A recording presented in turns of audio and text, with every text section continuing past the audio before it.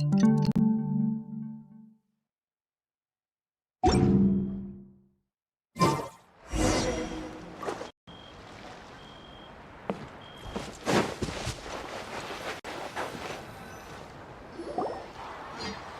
feels like a whole new Paimon after those 2 days in the hot springs. The Abyss kind of threw a wrench in our relaxation, though. Still, spending time here really has felt like a vacation. The Kaholasaurs are so nice and fun to play with. Their bellies are super bouncy. Oh, and Atea's snacks were so delicious. She gave Paimon some for the road just this morning, actually. Yelling at some kids who got caught throwing stones in the hot springs, so not much has changed since we first met her. Hey, you guys. Sleep well last night? Yep, this area is so nice. Glad you like it. I was thinking of taking you guys out to do some sea fishing. Later tonight, we can eat whatever we catch. Fresh fish is absolutely delicious right off the grill. Hey, Mualani! Yeah? What do you need? The team sent out to fight in the Night Warden Wars has returned.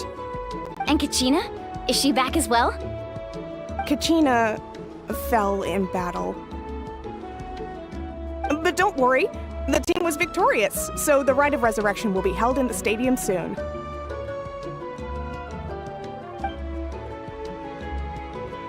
That's a relief. The Abyss is cunning, and it was her first time. Mistakes are bound to happen. Exactly. She deserves to hold her head up high. All right, thanks for letting me know. We'll head out in a bit. Jeez, she sounded a little anxious there. Had me thinking it was bad news for a moment. Mualani, you said the Abyss was cunning just now, but it seems like the Abyss just wants to destroy everything. Like, think about all those monsters that attacked your tribe. If there really was some sort of cunning plan, wouldn't it make more sense to send them to attack Kachina and a small team? Not that Paimon wants them to be in any more danger, it's just... Relax, I get it. The Abyss is difficult to understand, that's for sure. At a glance, it certainly seems like the only goal is total destruction. The Abyss isn't a living entity after all, so what capacity for logic or planning could it possibly possess? But through our long history of fighting the Abyss, we've realized things aren't quite so simple. 400 years ago, the Abyss invaded Teyvat. You know about that, right? That's right. Khaenri'ah suffered greatly during that time. But so did every other nation in Teyvat. And Natlan was the worst affected of all. It took the combined efforts of the then Pyro Archon and heroes from every tribe to finally repel the Abyss. Even so, the effects of the invasion lingered for hundreds of years, only able to be reversed little by little. Our tribe's waters were contaminated. The Children of Echo's territory was overrun by dangerous sludge surging from underground. Unrelenting black winds tore across the lands of the Flower Feather clan. It was like each disaster was designed for a specific tribe. Exactly. We once thought that the Abyss's desire for destruction was a sort of primal instinct, but its methods are, in truth, marked by intelligence. We now know the Abyss has invaded the Night Kingdom, and has the capacity to read the memories of this land at any given moment. That's how it became so dangerous and cunning. Almost like it knows you inside and out. Yes, and that's why we've been unable to fully eradicate it, even after all this time. Luckily, the problems left behind by the Abyss have been successfully addressed by the various Pyro Archons we've had over the years. Now every tribe is prospering and things are looking up. I mean, just look at what we managed to do a few days ago. We totally fought them off.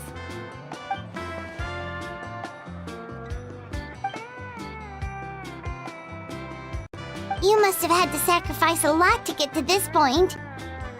Every battle, every sacrifice is in pursuit of a future where we get to stop fighting. Responsibility, duty, unavoidable burden. Everyone in Natlan views the war differently. But I believe we will be rid of the Abyss one day. And the efforts of all who fought against them will become a story for the ages. To think that my name could survive in ballads passed down to future generations, it's kind of romantic. Everyone has something that drives them forward, you know? We have to. Not only for ourselves, but for our future. Anyway, let's head to the stadium. Our fishing trip can wait until Kachina's back with us. The sea's not going anywhere.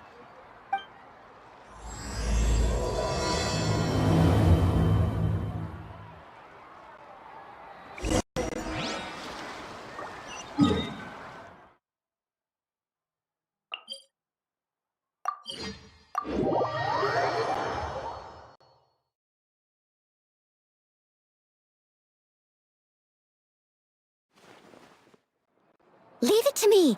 All of it. Whatever it is. What exactly is it? I didn't quite catch your request.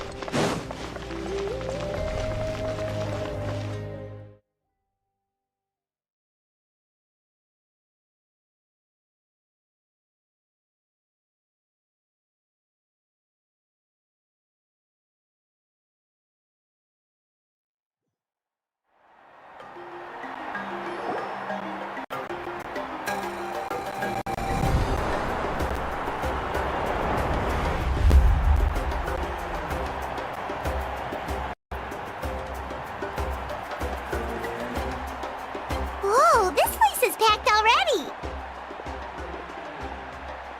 Of course. No one's gonna miss out on the chance to welcome our heroes back from battle. It's their moment of glory. Kachina's gonna be so flustered. She's never had this many eyes on her before.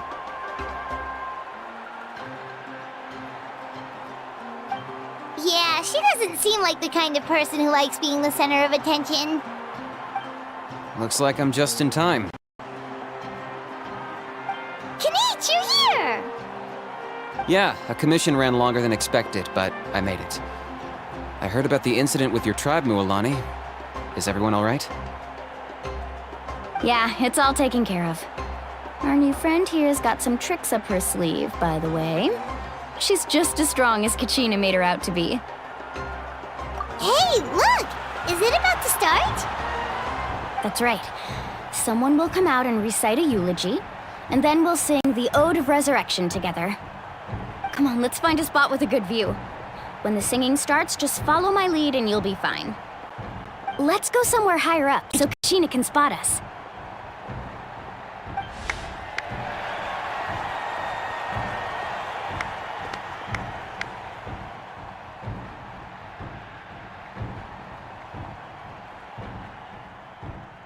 Warriors of Natlan, heed the call of life. We are the inheritors of memory and legend.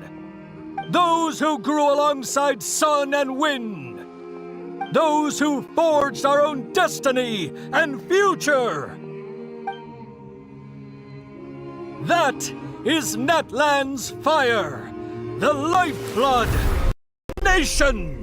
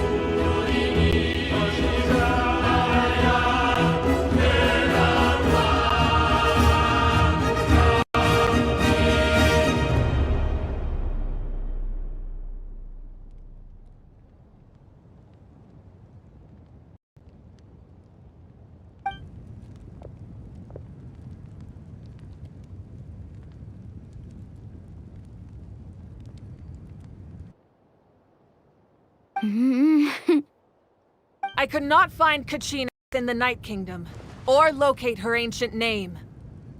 What? What does that even mean?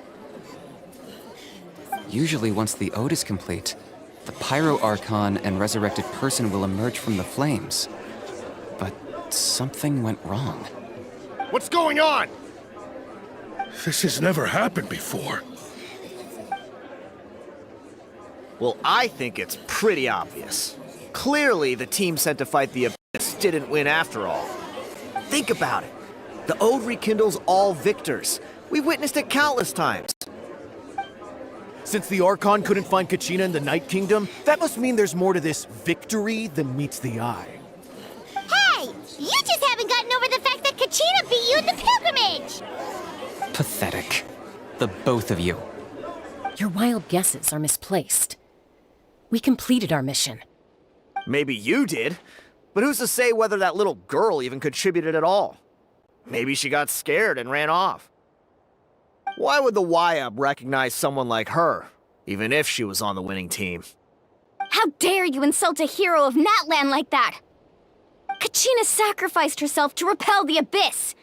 She doesn't deserve to be subjected to your vile rumors when she's not even here to defend herself. Calm down, Mualani. There's no point arguing with the likes of them. I can't just sit here and let them slander her like that. To insult a hero of Natlan, the person actually has to be a hero. You... Think about it, everyone. Who do you think is really at fault here? A girl who never should have even gone to war? Or the great Pyro Archon? Why would the rules of our nation suddenly stop working? That's true. If she wasn't revived, it must mean she failed to achieve victory. Maybe the YUB interpret victory in different ways? I mean, that girl didn't look all that strong to me.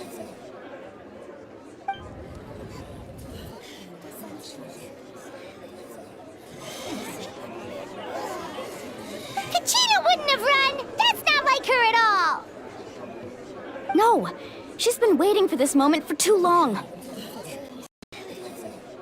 No matter how daunting the situation, no matter how scared she might feel, she's always the first person to stand up and face it head on.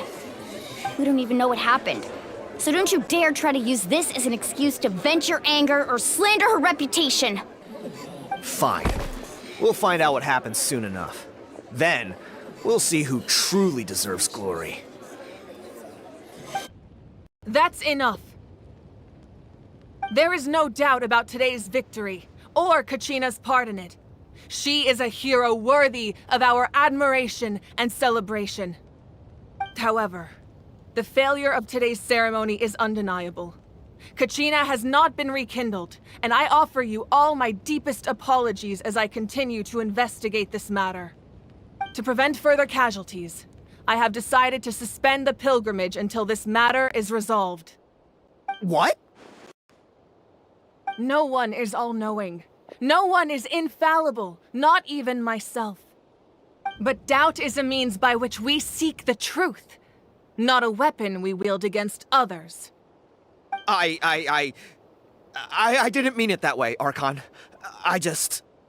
If there are things you wish to clarify, then ask me directly. Doubt my answer if you wish, but now's your chance. You have concerns? State them. No, of course not. Even though I have said nothing to change your mind, then it would seem the truth never mattered to you at all. That guy doesn't even have the courage to answer the Pyro Archon's question. So much for all that glory talk earlier. I have a question, Archon. My friend Kachina. Do you have any idea where she is? It's extremely important to me. I know you said you were investigating the situation, but I'm sorry, that's not enough. I've already shared everything I know. If you want to learn the truth and rescue your friend sooner, you should join the investigation. So, what do you say? Of course I'll join. In that case, come see me in the speaker's chamber. We should join them. Oh, and if it's not too much trouble, could you drop by as well, Traveler? I'd like to have a chat. Rest assured, everyone, I'll keep the tribal chiefs informed on the progress of the investigation. Once again, I apologize for the outcome of this ceremony. If there are no further questions, let's part for now. Did she just ask us to come along? I believe she did. Let's go. I'd like to know what's going on myself.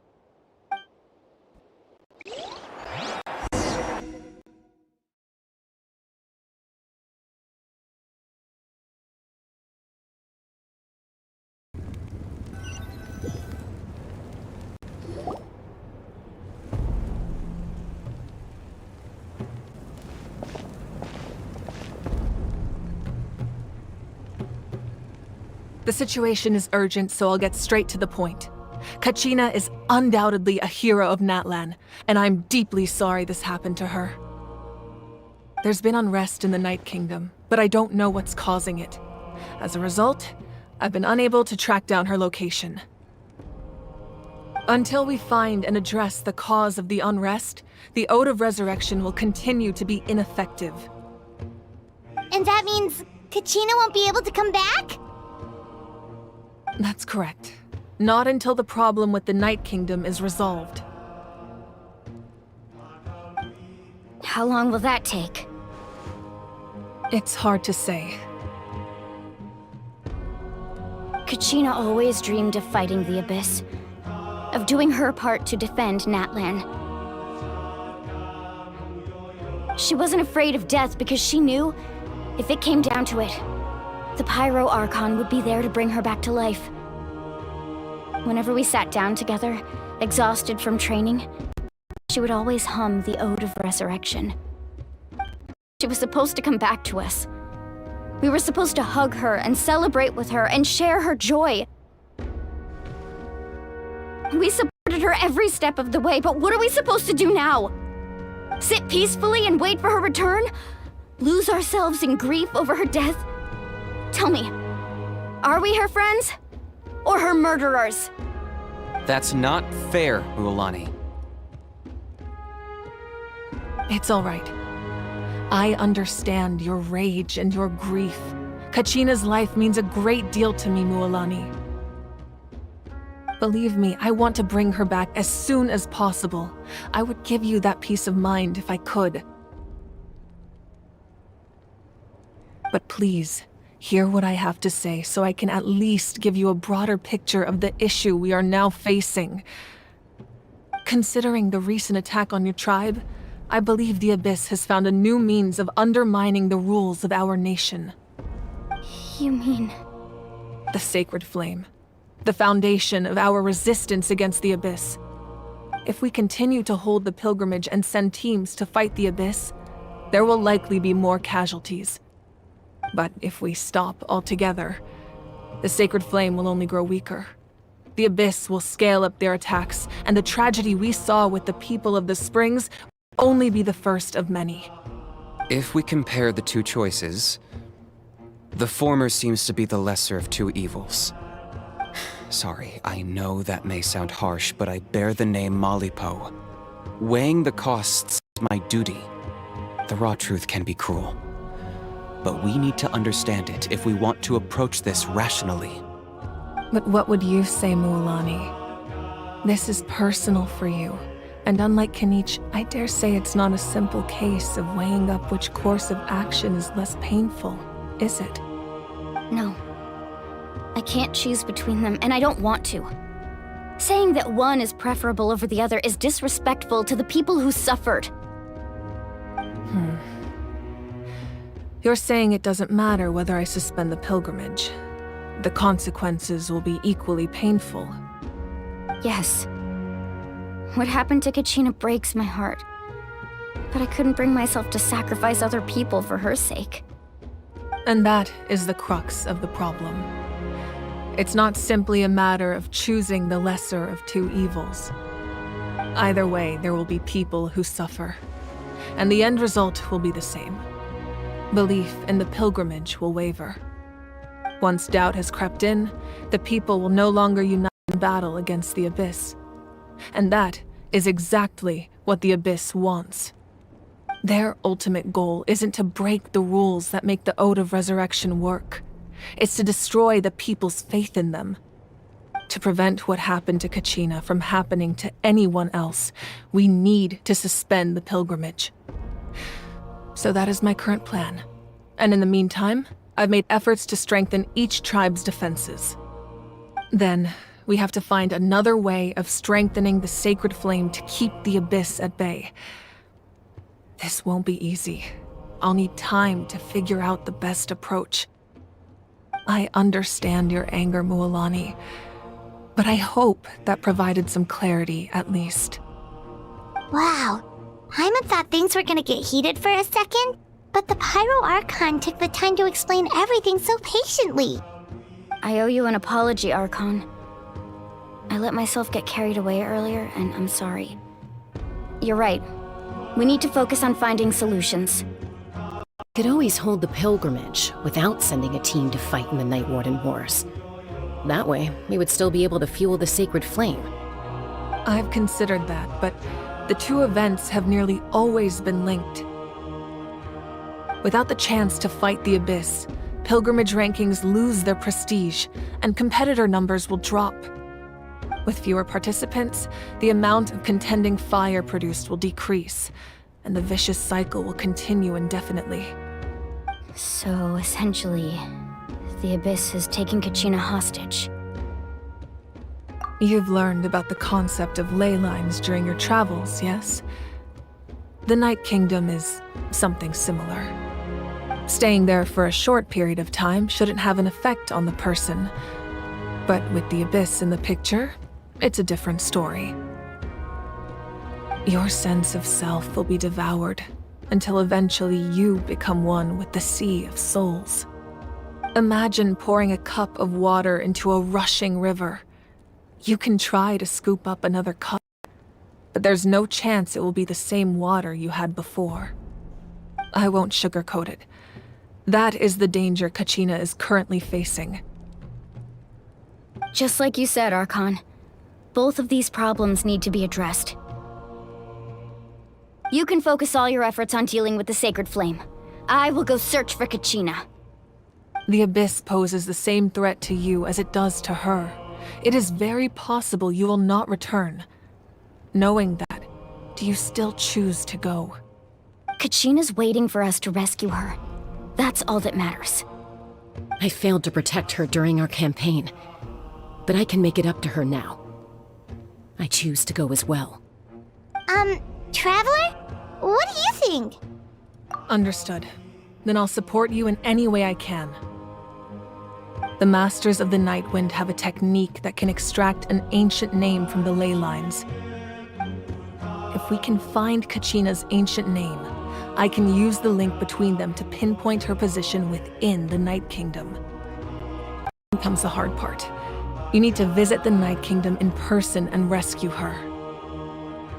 But isn't the Night Kingdom a land of souls? Can we even go there? Under normal circumstances, only the consciousness can enter. But there is a way to go there in person. However, know that the Night Kingdom will attempt to repel you, and the Abyss certainly won't leave you be. That's fine by me. Same here. Fighting the Abyss is nothing new for me. So, Paimon's the only one who's scared? Well, if you're going, Traveler, Paimon's going too. Citlali of the Masters of the Nightwind once created an artifact that can be used to communicate with the Wyab. We call it the Spirit Speaker Stone.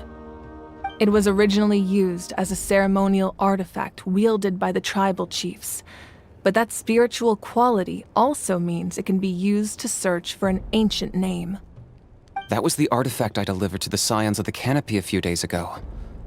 Didn't think I'd be hearing about it again so soon. Thank you so much for your help, everyone. Your thanks are unnecessary. I will offer you whatever aid I can, but your fellowship and courage are what will truly decide the success of this operation. Besides, you're the ones helping me. I can only focus on one thing at a time, after all. Traveler, I certainly didn't expect our first conversation to be so serious. I've heard all about your accomplishments. Ever since you arrived, I've been hoping to meet you and offer you Natlan's highest level of hospitality. Why? Why? Is that not what happened in the other nations you visited? Yeah, things were pretty complicated at the start. And, in the middle. But our reputation's solid nowadays. That's more like it. After all, I've heard you're someone who transcends fate. Perhaps even more than you can imagine. But we can talk about that some other time. Ideally, this would be the perfect night for a drink and some musical ambiance. But there are important things to be done. Oh, I almost forgot. Atea was wounded in the fight against the Abyss. She wanted us to give this to you. It embodies fond memories and my strength of will. That's what she asked us to tell you. She said you'd know what that means. I didn't think this day would come so soon. The flames of her life force. I can feel them flowing within the talisman. If things were different, the two of us could have enjoyed the hot springs together while she gave this to me in person. We're supposed to be hot spring buddies, after all. But don't worry. This talisman means a great deal to me. I'll take good care of it, and once this is all over, I'll pay Atea a visit.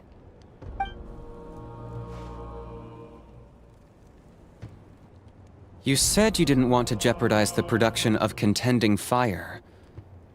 But that's not at all why you decided to suspend the pilgrimage, is it? You're right. Even now, the production of Contending Fire is far from sufficient. The gradual corrosion caused by the Abyss has resulted in a massive shortage of pyro energy, and we're currently at the breaking point. As things stand, the pilgrimage is a lost cause. Suspending it allows us to save our strength to defend the tribes. The Abyss has brought catastrophe to Natlan, and Kachina's disappearance in the Night Kingdom is a direct consequence of that. We can't let the general public know that. No. If the public learned that Natlan's destruction was close at hand, there would be immense panic. But if I said nothing at all, they would have continued to question the integrity of Natlan's heroes. Another simple choice. The latter was clearly the better solution. But you chose otherwise. I have never subscribed to the belief that the right choice is the one with the fewest sacrifices. Let's go. There's still a way for the sacred flame to last a little longer. You mean? Yes. Come with me.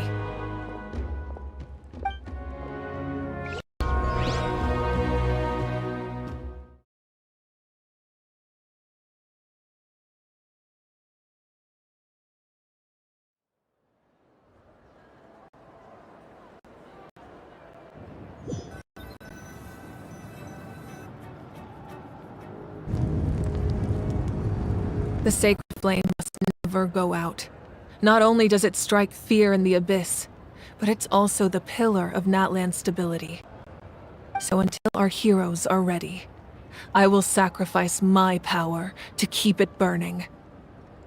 But that can only last so long. I think we should focus on the remaining ancient name-bearers. Don't let desperation cloud your judgment. Those chosen by the Wayab have already embarked on their destined path. It is for them to decide how that journey ends, not us. All we can do is support them. Even so, for you to make this sacrifice, it's not right. If not me, then who? No other is capable of sustaining the sacred flame. I possess great strength, but I'm not above my people. This is part of my duty.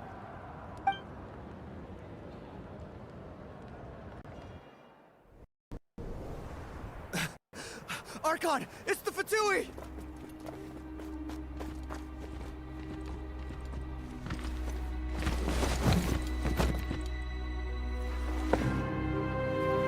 The Archon of Natlan. A force to be reckoned with. The secret of the ley lines is no secret to me. Long have they been destined for ruin. And since the oath made 5 centuries ago remains unfulfilled, what use is the Gnosis in your hands? I don't know what you mean. But it sounds like this is about more than the Tsaritsa. In times of crisis, someone must pick up the mantle of salvation. Your plan has reached an impasse, and now it falls to me to create new rules for Natlan. But before the dawn of a new age, the old must be destroyed.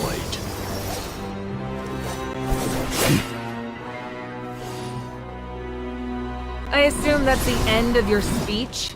Good. People like us? Let our blades do the talking!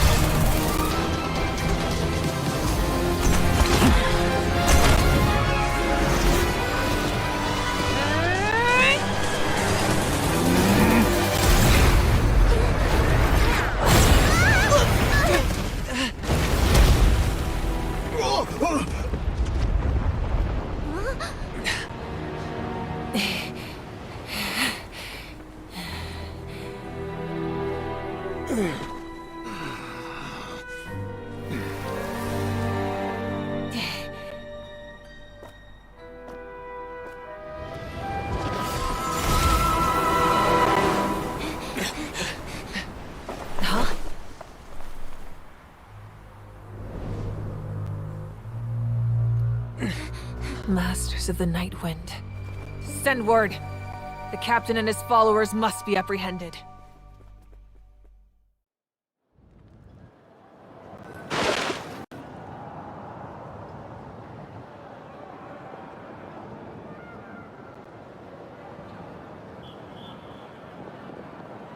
Are you alright, Archon? He was a formidable opponent. Exactly what I would expect from the first of the Fatui Harbingers. I never imagined someone could match you in combat. If the Tsaritsa sent him here, why would he bring up what happened 5 centuries ago? Yeah. And how much does he know about Natlan? The Harbingers are all driven by their own personal goals. The only purpose that unites them is collecting the Gnosis. But I'm sure the captain has his own reasons for being here as well. Whatever his motive, we should shift our focus to the Fatui. If they attack again, and we're not prepared, we're done for. No, we're running out of time. The wound I inflicted should hold him back and weaken him for the time being. Besides, I'm sure you noticed, The power that came to his rescue just now came from the Masters of the Nightwind. In other words, there are traitors among us. Not necessarily. This could prove to be a very valuable turn of events. When we exchanged final blows, I sensed an unusual presence within him. I'll need to investigate further. Kenichi, go to the Masters of the Nightwind and look into who could have aided the captain. Speak to Citlali. She should know. Of course, I'll head out right now. Do you still intend to... Yes, but fear not.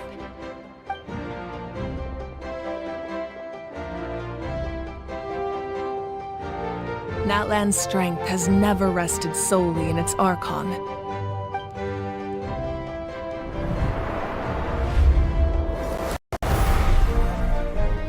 Together we foresaw the only path that leads to our nation's future. We must trust in that vision now.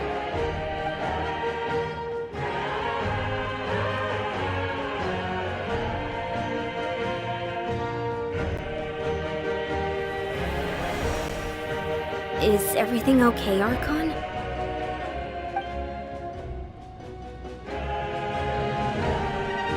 Completely fine. Just lamenting the fact that I never got a picture when I could still turn my hair into flames. Too late now. I just hope the others have a safe journey.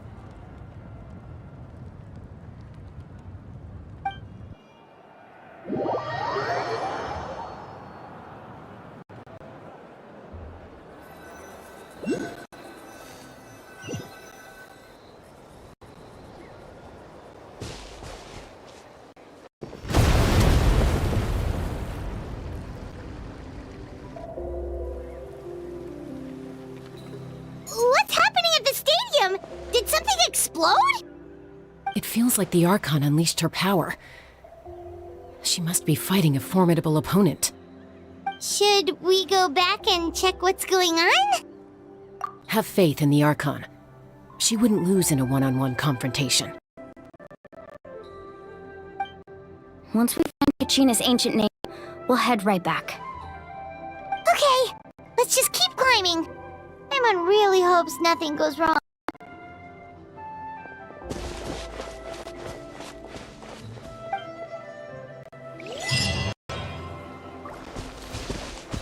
I'll catch up.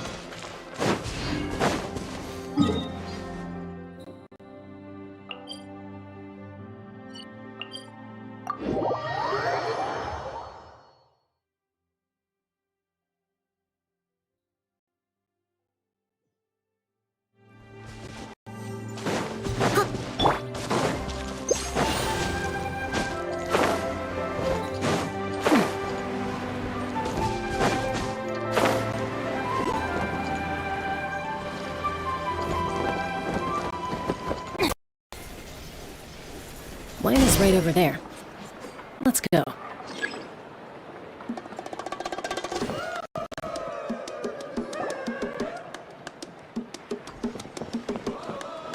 Jessica. Nice to see you again, Wina.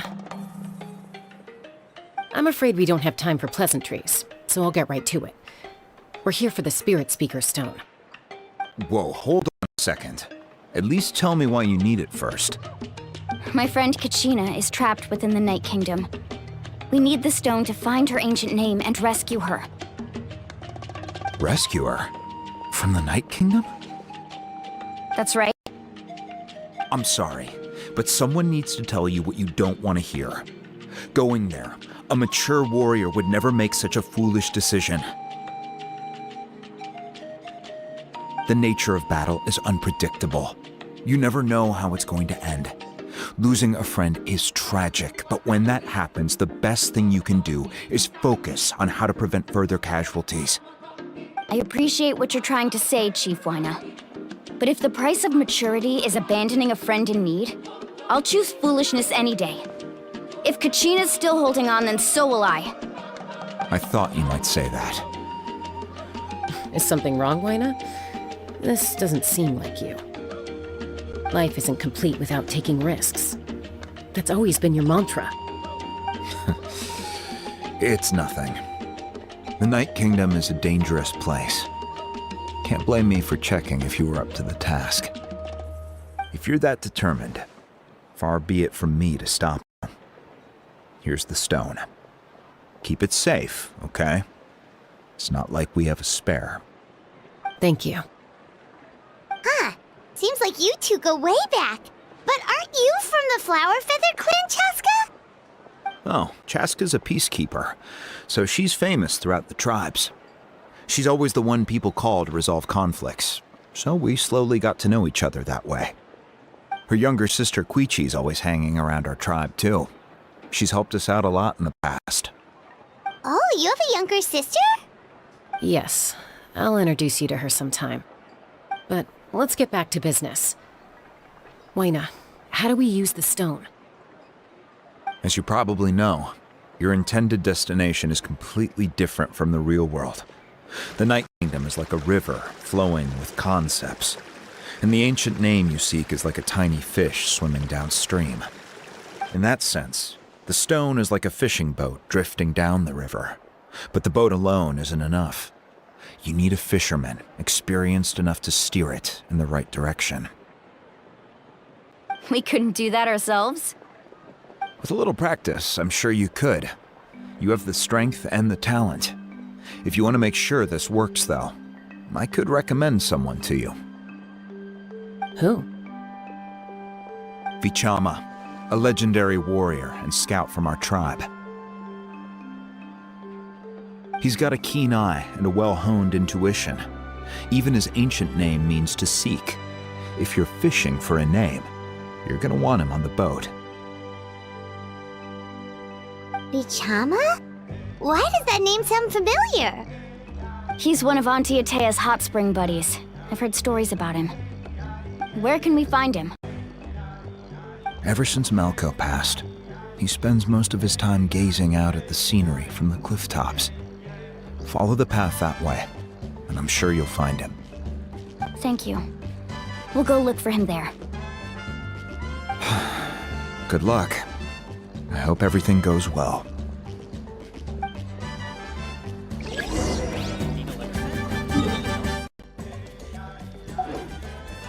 Body and mind.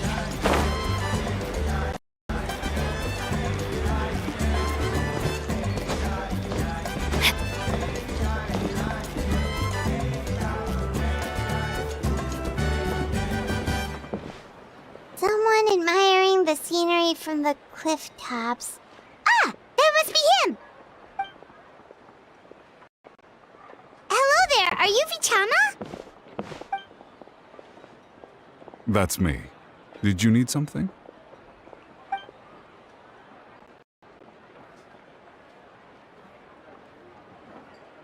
What? You're saying you can bring someone back from the Night Kingdom? How is that even possible? No, if you really think about it, anything's possible in that kind of place. But that would mean... Are you okay? You don't look so good. Everything's fine. I'll help you, but I do have a small request. After I help you find Kachina's ancient name, I want to use the stone to look for my friends as well. Your friend? Oh, why not mention someone named Malko? Is that who you're talking about? Yes, but I'd rather not get into it if it's all the same to you. That's not a problem. We agree to your request. Yeah. Since you're helping us find Kachina's ancient name, it's only right that we return the favor. Then we're agreed. Can I have a look at the stone?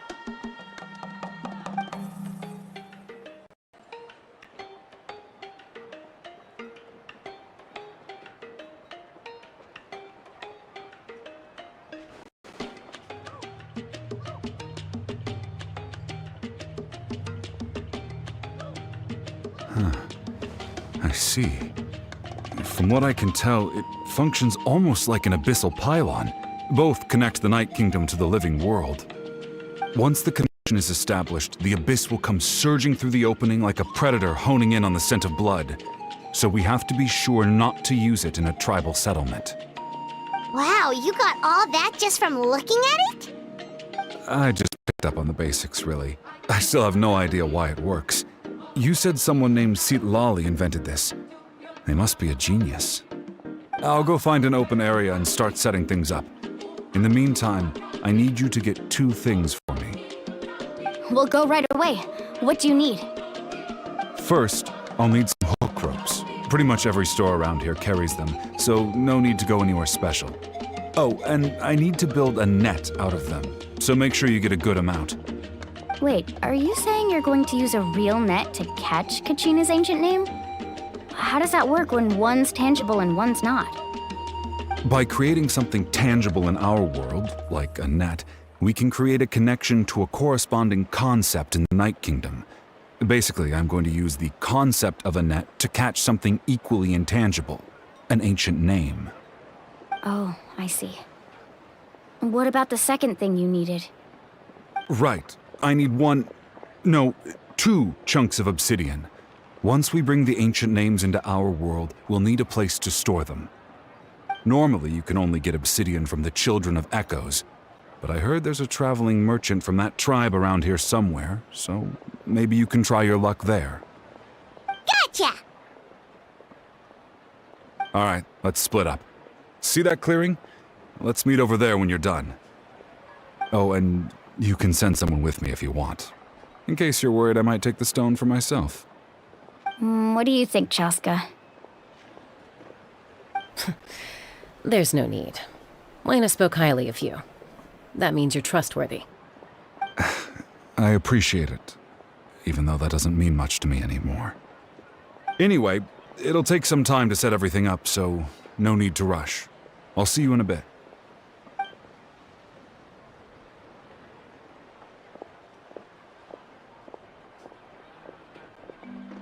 What an odd guy. He seems so defeated, but also really invested in the stone at the same time.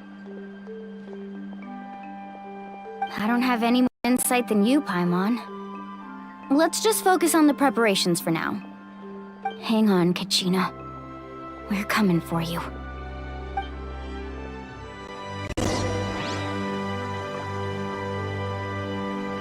Oh my goodness.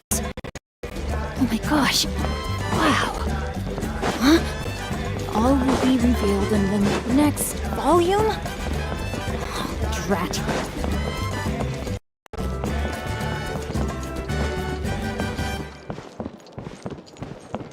Body and mind. Hello. Do you have any hook ropes for sale? Hook ropes? As in rock climbing equipment? Yes. How much for your whole stock? Oh, the whole thing? Let me see. That would be 30,000 mora in total. Deal? Deal. Wait. What, you want me to drive down the price? We just need these as fast as possible. Thanks. Oh, no problem at all. I'll even pass along some information on the house. These ropes are usually used by rock climbing enthusiasts. If you want to learn, Roka's the person you want to ask. All right. That's everything. Here you go. Now we need the obsidian. Let's go talk to the traveling merchant Bichama mentioned.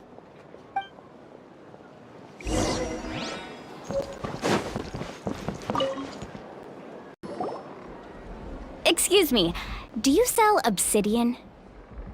Why, yes. I've got a chunk for sale right over there. Perfect. Is that the only one, though? We actually need 2. That might be tough.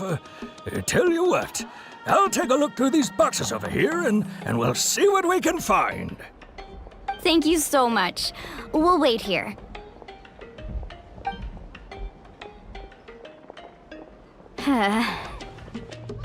Relax.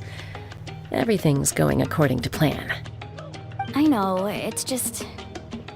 I could tell Vichama feels the same way about his friend that I do about Kachina. I hope this chunk of obsidian isn't the only one. Kachina always carries all sorts of shiny stones with her. If I was the one trapped in the Night Kingdom, she'd have a whole pile of obsidian ready in a heartbeat. Well, would you look at that? I did bring an extra. Here you go, young lady. How does it look? Perfect! Thank you. How much do I owe you? If you hadn't shown up, these stones would have just sat here collecting dust. I'll take 3,000 mora for both. Here you go.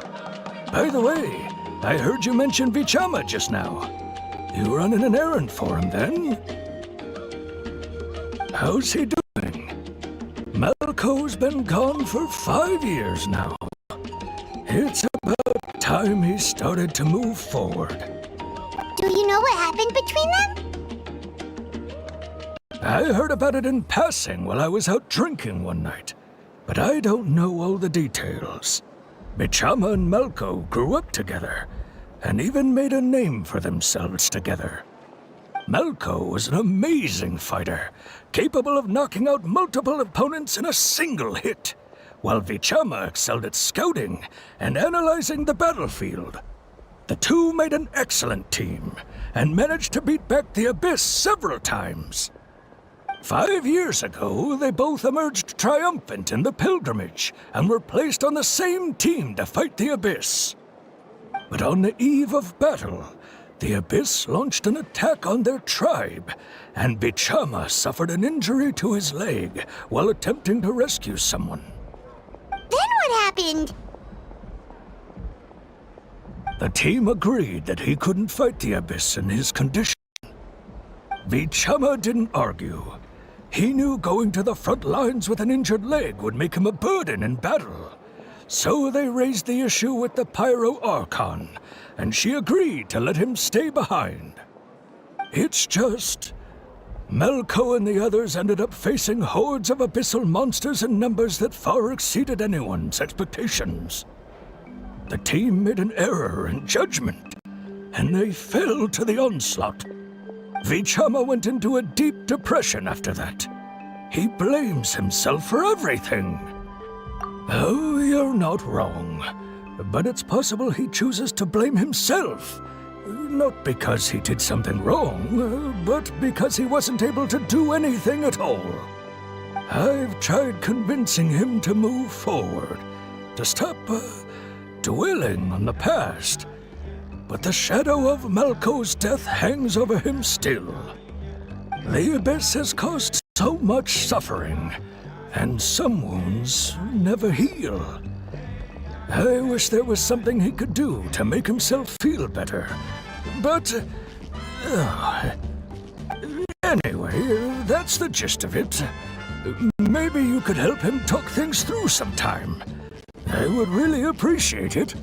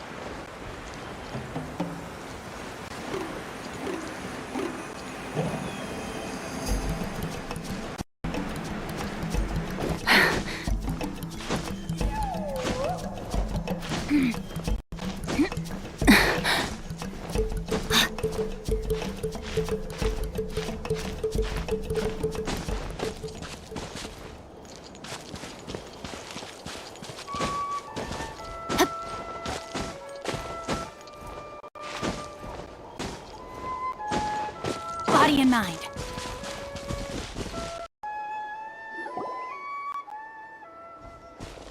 Did you get everything? Yep, it's all here. When do we start? I've made all the necessary adjustments, so we're good to go. As agreed, I'll help you find Kachina's ancient name, and then you return the favor. Go ahead. After Malco fell, I scoured the battlefield to see what happened. It turned out he wasn't bested by some impossibly powerful foe. He was dragged to his grave by the sheer number of enemies. If I had been there, I would have been able to sense the danger. I could have warned them not to advance. I've always blamed myself for what happened. But when you told me about Kachina, I realized there's a chance Malko might also be alive, fighting for survival in the Night Kingdom. But that happened several years ago, right? The Pyro Archon said all life within the Night Kingdom eventually becomes one with the Sea of Souls. There might not be much hope, but I still have to try. Malko and I promised each other, even if we never managed to root out the Abyss for good, we would fight together until the end. All right, let's get to it. I'll start searching for the conceptualized version of Kachina's ancient name. If you see any fragments scattered around the area, please collect them.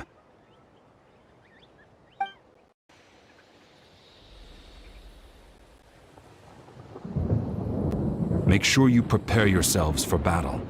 As I said, the stone will link the mortal realm to the Night Kingdom. The Abyss will likely emerge in response. Look at that golden thing! It must be one of those fragments Vichama mentioned. Let's get closer!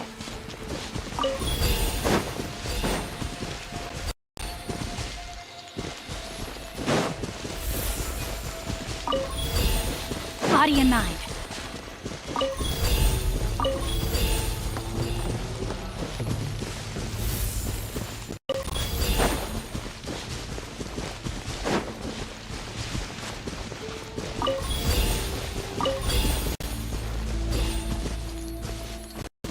Time to act. Whoa, monsters incoming! Watch out, everyone!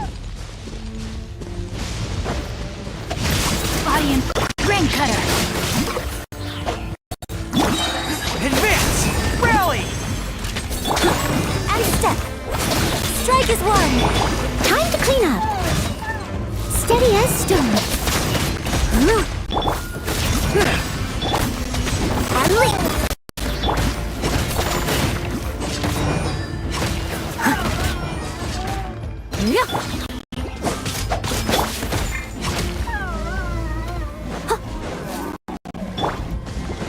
Rain outlines your fate. Let me weave you a verse. Fall in! Everyone on me! Unleash. Break a leg. As a dutiful maid would, leave it all to me. Advance! Unleash.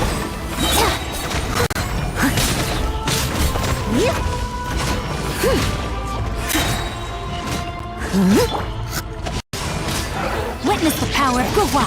Rain outlines your fate. Charge! Press the advantage! Unleash. Strike is one. Time to clean up. Advance! How much longer, Vichama? Not long! We're getting close!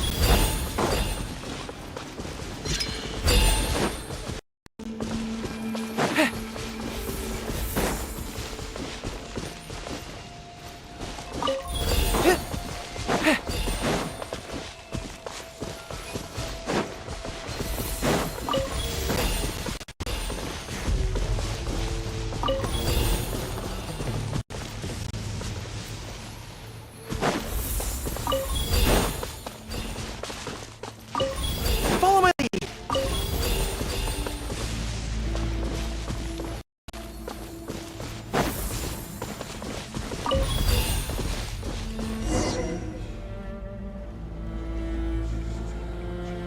Vichama!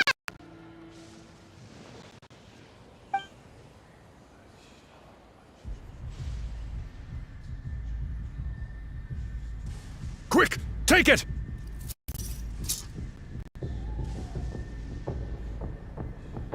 I found Kachina's ancient name. Hang in there, Malko. Just a little longer.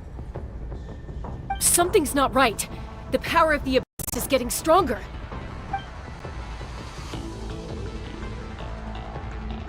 The Abyss is corroding his body. Vichama, you can't keep going. You'll die.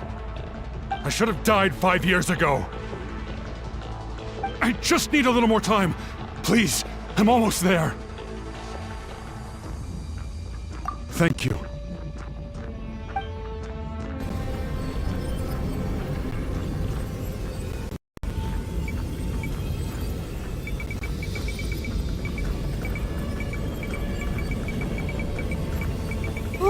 Watch out!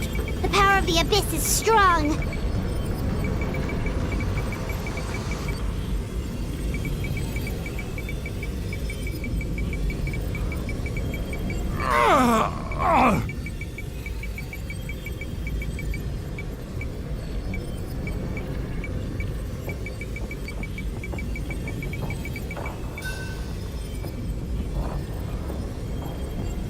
This power. Hanging in there? Malco. No! Why can't I find him? Why? We can't wait any longer. Pull him away from the stone, Mualani. I already tried, but the power of the Abyss has him in a chokehold. It's like he's tied to the stone with an invisible rope. In that case, we have no choice. I'm sorry, Sea Lolly. Get back! Chaska, wait!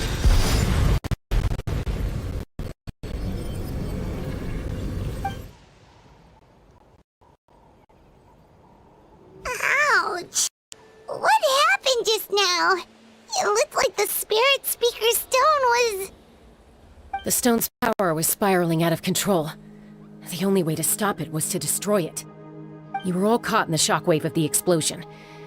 You might feel dizzy for a while, but that's normal. Give us a heads up next time, will you? You're lucky we managed to dodge it in time. I thought I said to get back. Yeah, barely a second before you made it go poof. Not everyone has your reflexes, Chaska. We were this close to getting dragged into the explosion. Okay, I'll be more careful next time. At least Kachina's ancient name is still in one piece. Wait, where's Vichama? Vichama! Vichama! I couldn't find Malco's ancient name. It must be completely gone by now. Once your ancient name disappears, there's no coming back. From the very beginning, I knew there was a slim chance, but still. And now... it's too late to save him. From the minute he left that day, it was already too late. Vichama. I'm sure he's heard enough condolences over the years. Let's just give him some space. Huh? What's that in your hands, Vichama? It looks like something's glowing! This is...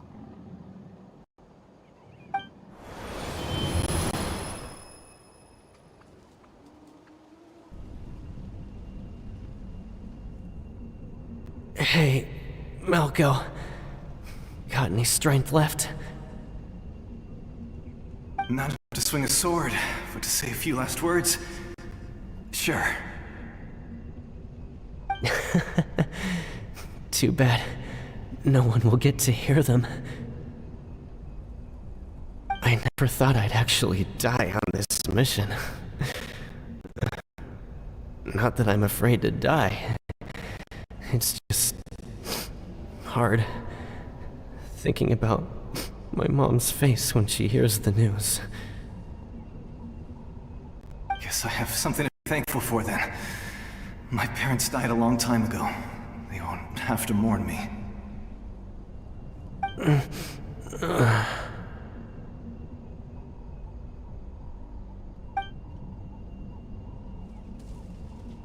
Pisak! Always had to beat me at everything, didn't you? Right to the end, you were never one for goodbyes. Maybe you're right. Maybe no one will get to hear our last words. But just in case... Vichama, I'm so glad you didn't come with us. Don't be sad. Just keep on living. For the both of us.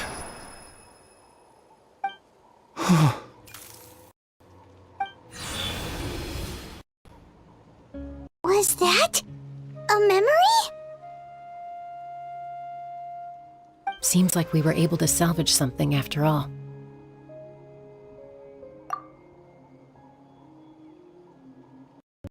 Of course. Seeing him hearing his voice again, it makes me unbelievably happy. But it also brings with it an even deeper pain. A deeper pain? Why? Malko was always the type to put on a brave face. But in that memory just now, his hands were shaking, and his smile was forced. For all these years, I regretted not being able to fight alongside him to the end.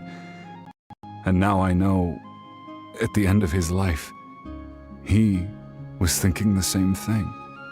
Vichama! Fine. Actually, I heard Chief Wyna wasn't really on board with your plan to go to the Night Kingdom. When you asked for my help, I hesitated too.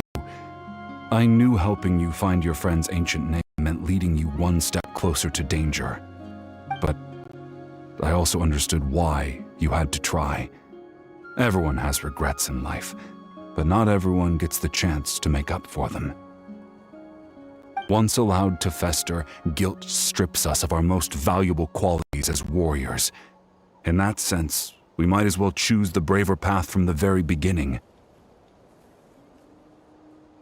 If I could do it all over again, I would have followed Malko to the front lines no matter what.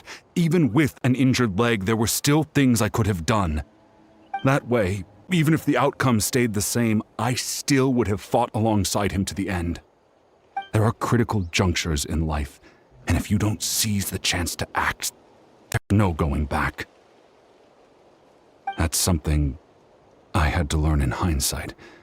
But you're still at the crossroads of your journey, so I hope you can walk away without regrets. Thank you, Vichama. I feel even more determined now. Kachina will come back to us. I'll make sure of it. I promised I would find her, and I intend to keep that promise. That's good to hear. Strange. My body, it's... Once abyssal corrosion enters the body, a portion will fuse itself to your internal organs. Even though the Traveler possesses powers of purification, the corrosion can never be fully eradicated. Thanks to her, though, you are only briefly exposed. Slowing your breathing and controlling your emotions should help you keep the symptoms in check.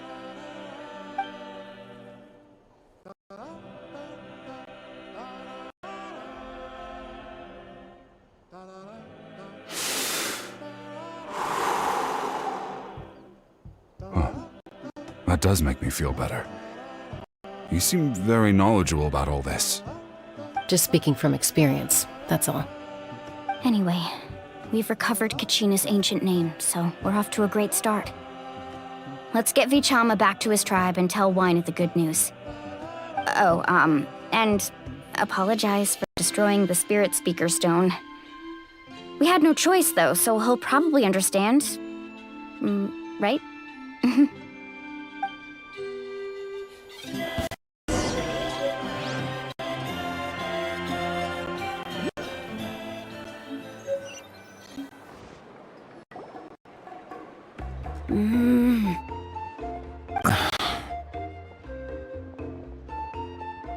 Koichi, are you really gonna just stand there like that?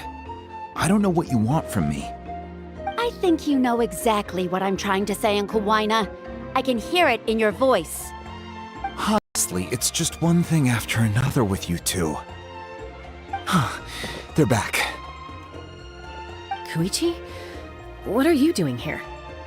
Ha! Don't play dumb with your own sister. You know exactly why I'm here. My apologies, everyone. I just need to borrow Tosca for a few minutes. You come with me.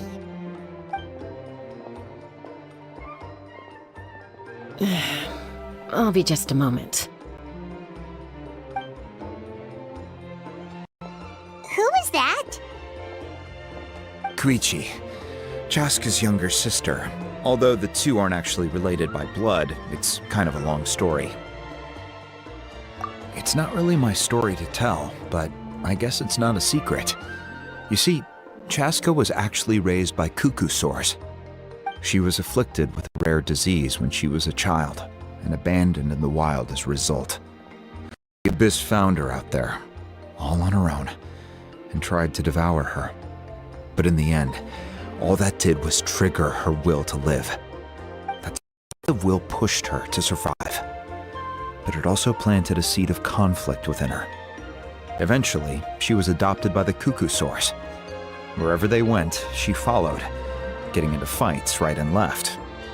For some reason, Paimon can totally imagine that. Well, when Chaska finally returned to human society, it was Koichi's parents who adopted her. At the time, Chaska still had a habit of getting into fights, so Koichi was always taking her around, apologizing to everyone. Ah, I remember those days. One of those fights was definitely with me. But, you know, kids. You're fighting one minute and your friend's the next. Eventually, she found a way to rein in that desire to fight. And now she's who people call to resolve conflicts. She's known as the Peacemaker. It sounds like she still argues with Koichi, though. Don't siblings usually stop fighting when they get older? That's partly my fault. Koichi asked me to stop Chaska from doing anything dangerous, but you probably know by now, once Chaska makes up her mind, there's no changing it. Oh, I get it. No wonder you tried to talk us out of going to the Night Kingdom. Chaska even said that wasn't like you. I'm all for your adventure. You need to take risks when you're young, because by the time you're my age, you couldn't attempt something like that even if you wanted to. Better try now than live with regrets later. That's what I say. Still, I can understand where Koichi's coming from. In the end, nobody wants to sit back and let a loved one put their life on the line.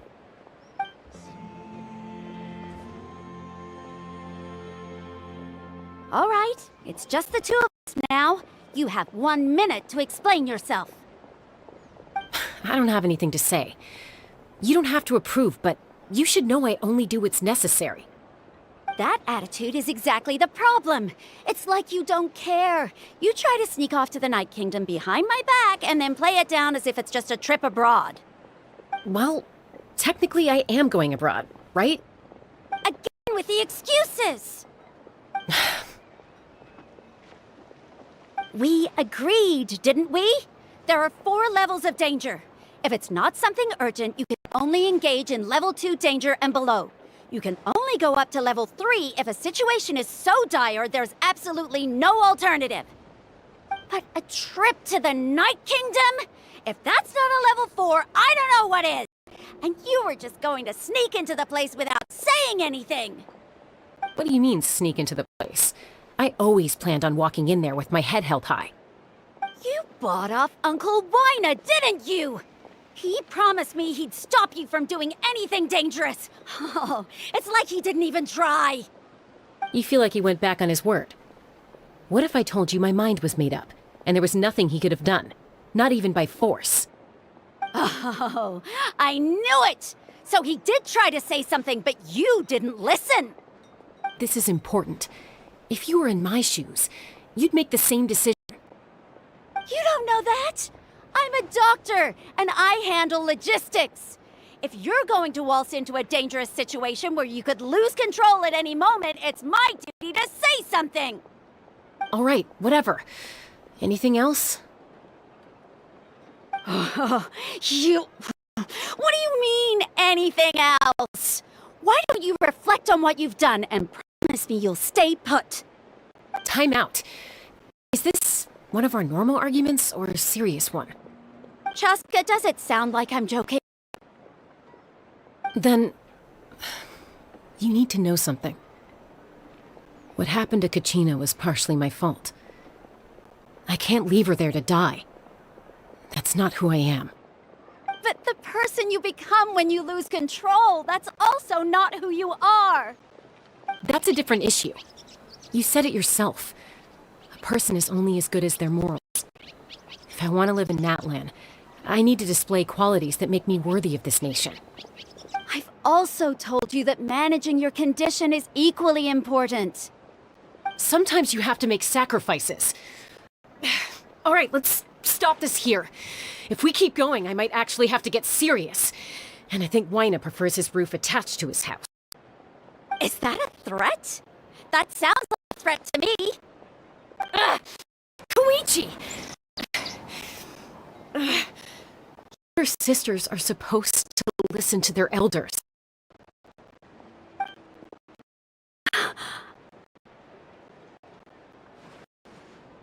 So, you're really going to go, no matter what I say? I'm supposed to be your sister. Then support me. I'll be back. All you have to do is wait. Chaska. So, that's it. Why'd you have to turn out to be so darn annoying?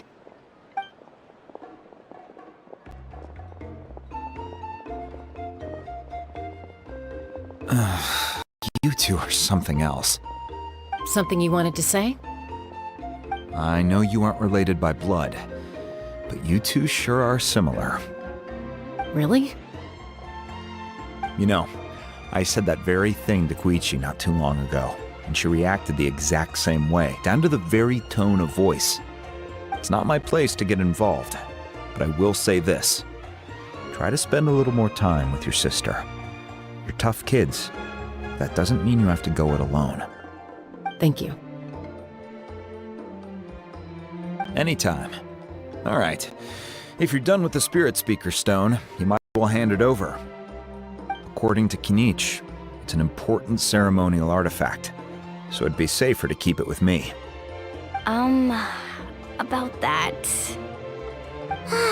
If only Tone Deaf Bard was here, he could have repaired it just like the Holy Liar.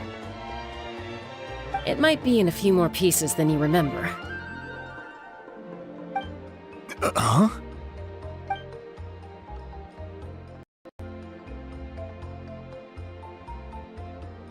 I see.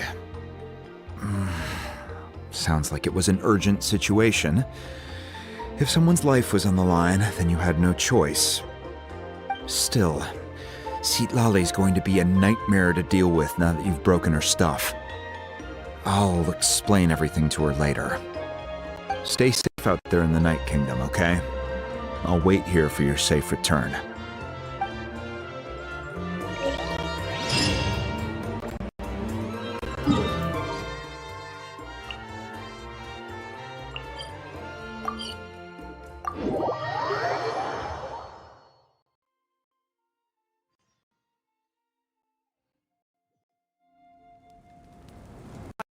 Cease for now. Commence mystical training.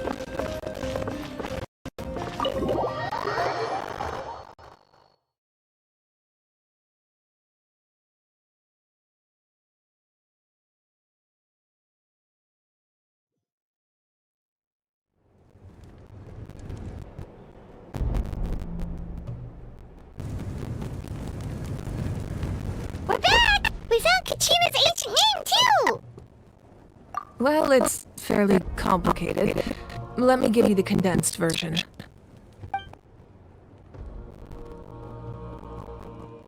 The Fatui again? We can't go anywhere without them causing trouble. But what if the Fatui finds out you've lost your power? Won't they try to take advantage of the situation?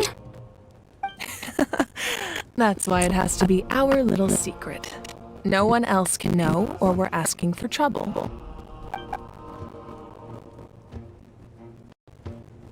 Look, I wish I could offer you some sort of consolation, but I won't lie to you. With multiple factions closing in, there's nothing comforting about the situation we're facing. Still, all you need to do is focus on your goal. You can leave the complicated matters to me. I can also step in on the Pyro Archon's behalf. There's a limit to what I can accomplish, but I'll help you however I can. There's no need to be so modest, Yan-san. Your incredible strength has long been a well-known fact. You're the pride of your tribe. Archon, I'm sorry about before. You have so much on your plate, so much that you have to worry about. But all I could do was focus on my own feelings. You have nothing to be sorry about. We all get overwhelmed by our emotions, myself included. your reaction to Kachina's disappearance, I understand that feeling very well. Well, now that we have Kachina's ancient name, let's go track her down. Follow me.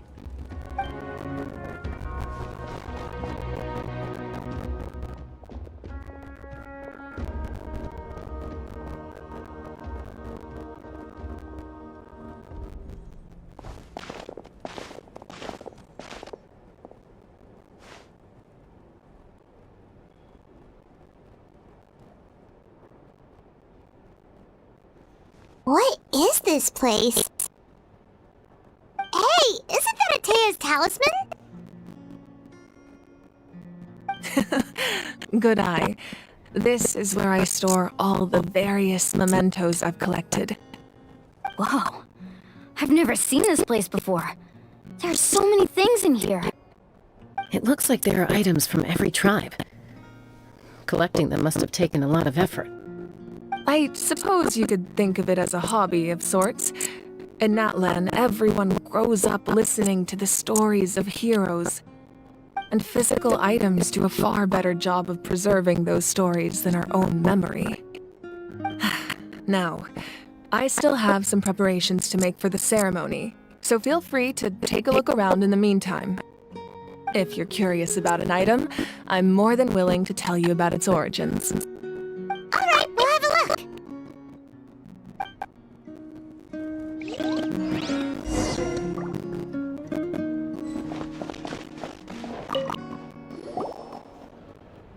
This is Atea's talisman. I'm sure you're familiar with this one already. Atea was rarely ever without it. The talisman brought her a lot of luck in battle.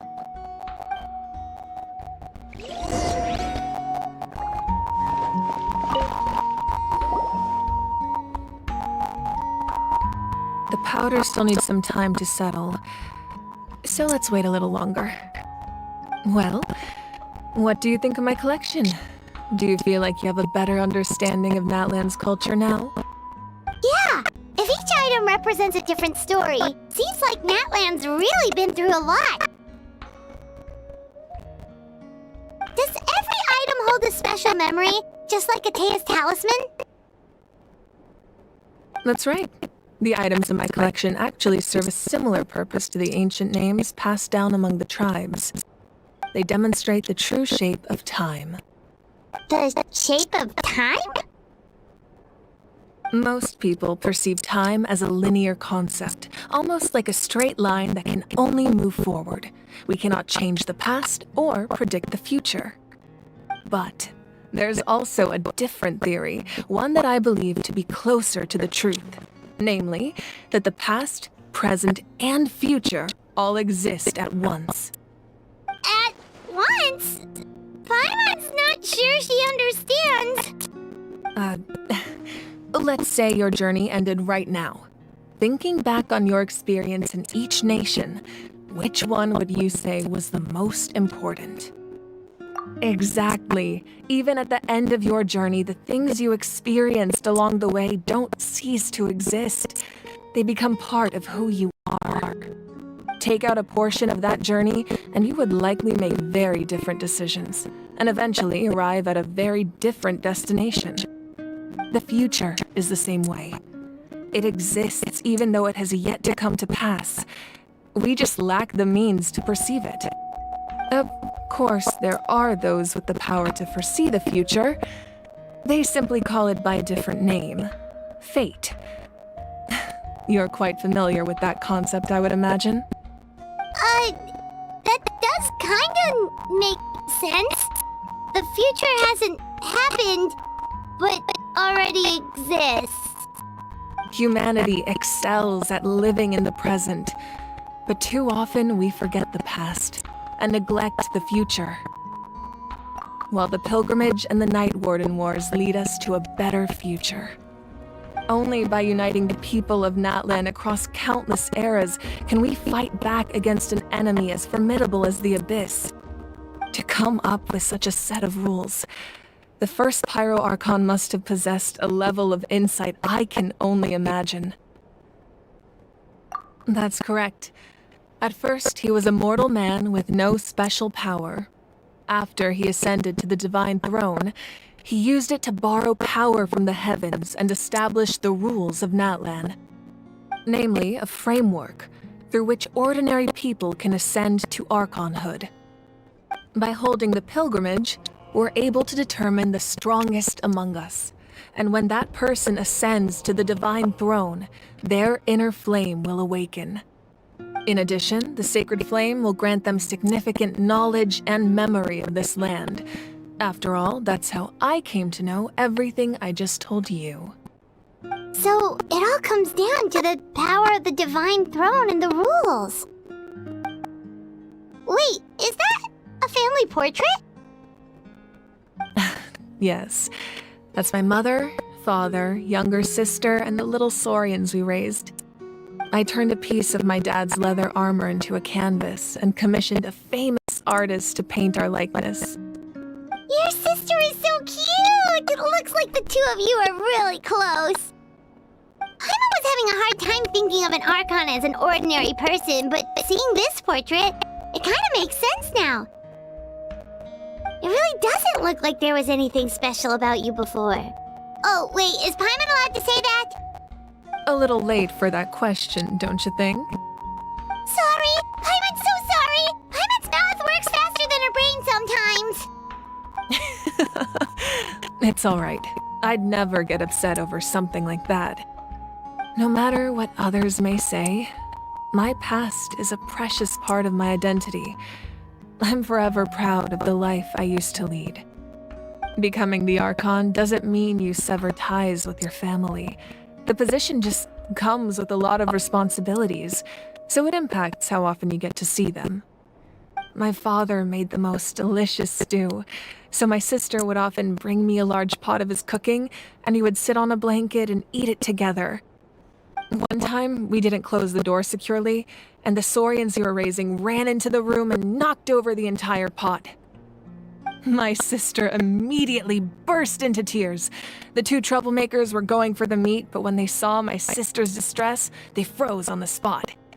I still remember the way they laid there, sulking like a pair of children, even after making such a mess.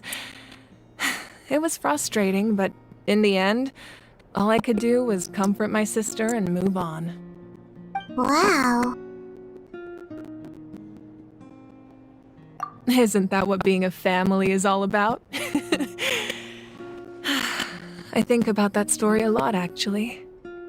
As the Archon, I made a vow to defend this nation, and experiences like that, they remind me exactly what I'm trying to protect. Well, what happened after that? This portrait looks pretty old. Your sister must be all grown up by now, right? I believe she ended up working as an architect and artist. She built many houses and crafted many beautiful works of art. Anyway, that's enough about me. Now that the powder is settled, we can begin. Ian-san, Mulani, Chaska, over here, please. Place the ancient name up there, and then we'll begin.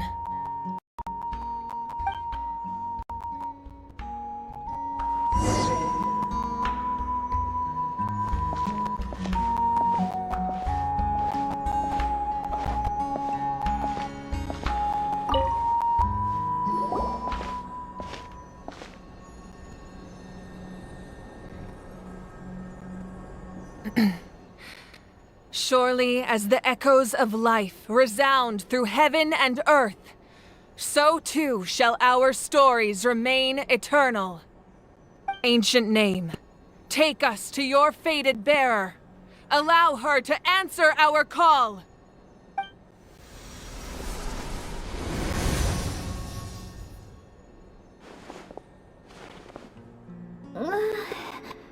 Am I hallucinating again? Kachina! Are you okay? Huh? I'm not seeing things, am I? Is the Abyss playing tricks on me again? It's okay, Kachina. It's just us. We're trying to find a way to bring you back. Everyone, you have to listen to me. I've been investigating the Night Kingdom this entire time, and I figured out what's wrong. The Wyab is being affected by the Abyss. I was waiting for the Wyab to send me back, but then this really strong monster came in and it almost killed me. The Wyab saved me, even though its power is weakening, so I've been hiding from the monsters while trying to find a way to help. The Night Kingdom has become a huge mess, though. I keep hearing these awful sounds and seeing really horrible things. Don't listen to those sounds, Kachina. The Abyss is trying to strip you of your sanity. All you need to do is stay safe and wait for us. We'll be there shortly. It's okay. I feel so much better now that I've had the chance to talk to you guys. You don't need to worry about me. I've never been strong or special at all, really. So I don't blame anyone for forgetting about me or leaving me behind. Just knowing you care is more than enough. I'll find a way back. You don't have to put yourselves in danger to come rescue me. You're always like this, Kachina. Now's not the time to act tough. We're coming for you, and that's final. I don't know what lies the Abyss has been feeding you, but I'll tell you something right now. Nobody here sees you as a burden. You're a victor of the Night Warden Wars, a hero of Natlan. All you need to do is wait for us to rescue you, and you'll get all the applause and recognition you deserve.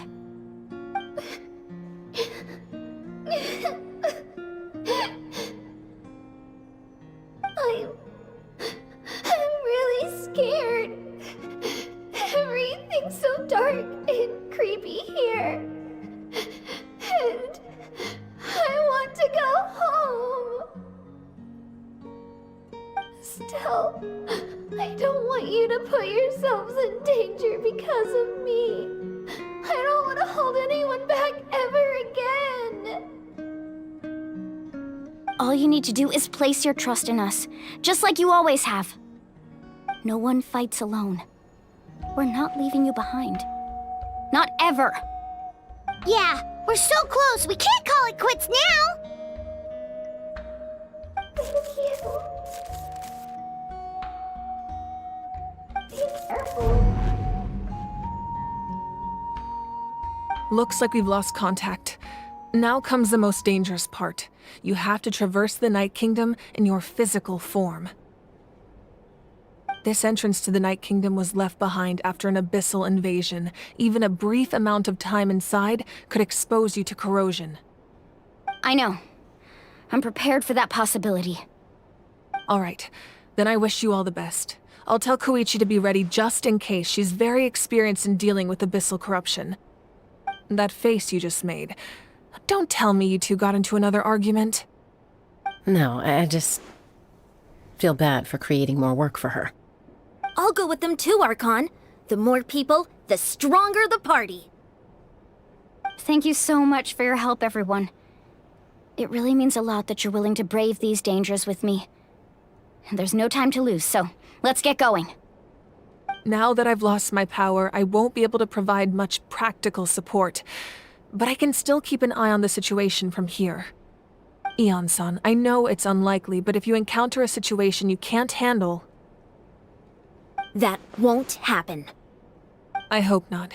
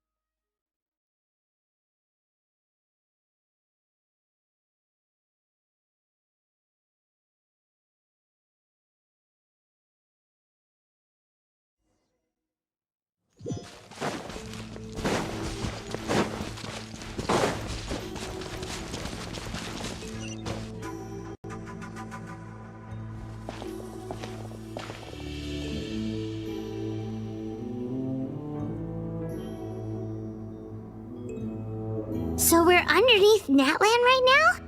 It looks nothing like Paimon was imagining. That's because in the distant past, Natlan was home to an incredibly advanced civilization ruled by dragons. Humans only established their own society after the fall of the dragons. So these are Saurian ruins? Wait, you mean like the elemental sovereigns?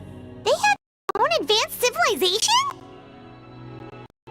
Yes, a really long time ago. Very few records have survived until now, so no one really knows what the devices here are for. These ruins have been abandoned for a long time, but with the recent increase in Abyss activity, the installations around here have somehow been activated again. So what you're saying is, we're not in for an easy trip to the Night Kingdom. No.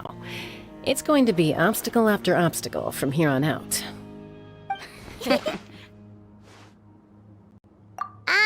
Why are you all laughing like that? It's creeping Paimon out. It's the pre-adventure excitement kicking in, right guys? Of course. I'm eager to get started. Then let's go.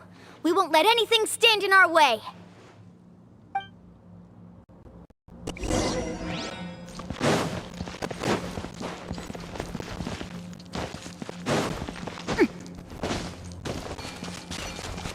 Seems like the road ends here. How should we get across? As a professional trainer, I think you could stand to build up your endurance, Paimon. Professional trainer? Paimon thought you were a warrior from the Collective of Pain. Well, that goes without saying. I actually work as a sports coach. I provide professional guidance for many of Natlan's popular sports. And I don't just mean physical training. I design nutrition plans as well. Ah, so basically no sugar. Those guys look familiar. We've fought them before. Let's go. Show no mercy.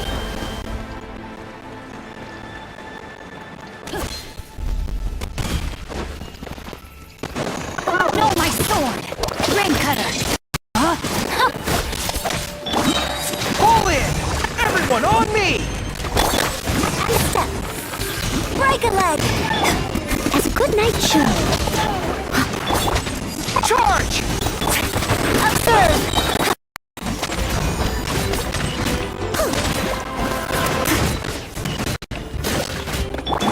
Rain outlines your fate. Know my sword! Witness the power of... Advance! Press the advantage! Observe! Strike is one! Time to clean up. Pull in!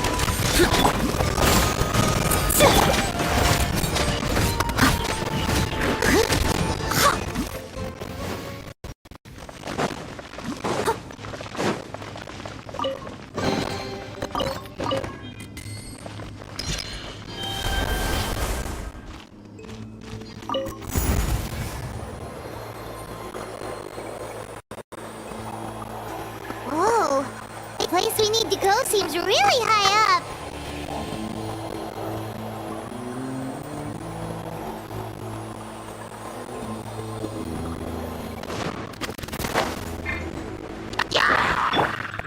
Rain outlines your fate. Rain cutter! Charge! Everyone on me! Observe! Your grand finale! As a good night should. Steady up. Pull in! Observe!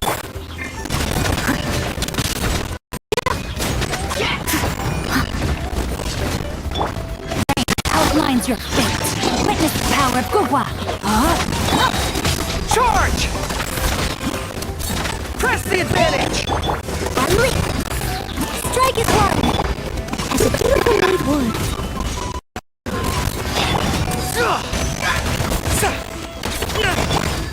And step!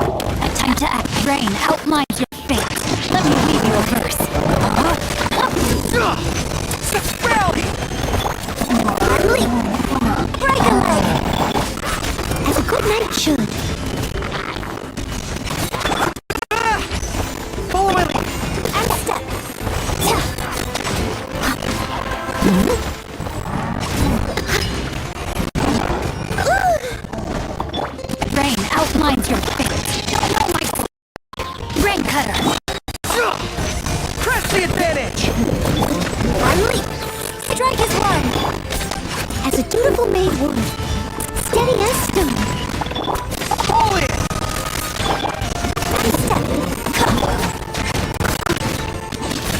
Yep.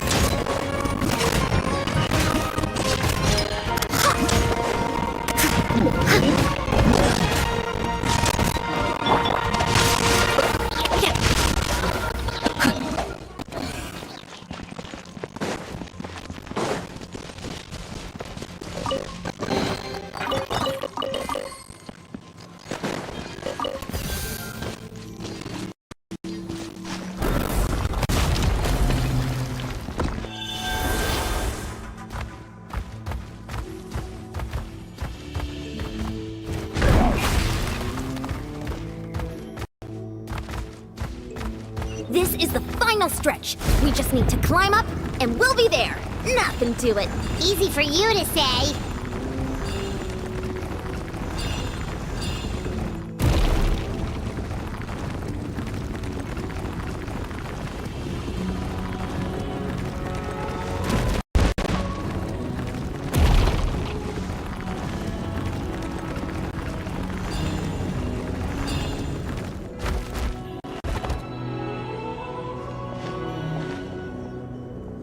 This must be the entrance the Pyro Archon told us about. The one ripped open by the Abyss. Yes. There's something in the depths of this place that feels familiar, yet also foreign. We actually have to go in there? Okay, Paimon just needs to psych herself up. Don't push her through before she's ready.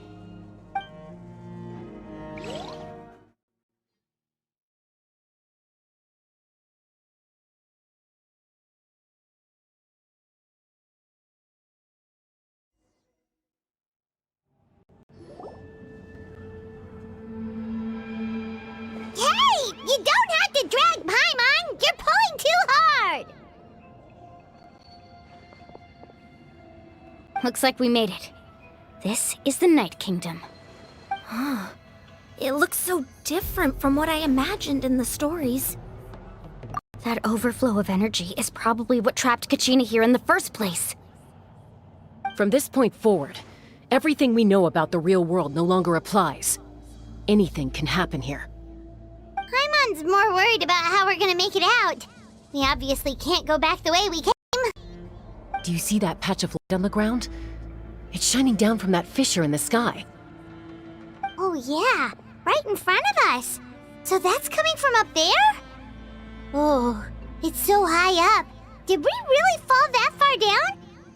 Just like I said, our real-world knowledge doesn't apply here. We fell all this way, yet came out completely unscathed. If this was the real world, we'd have to climb our way back up to the entrance.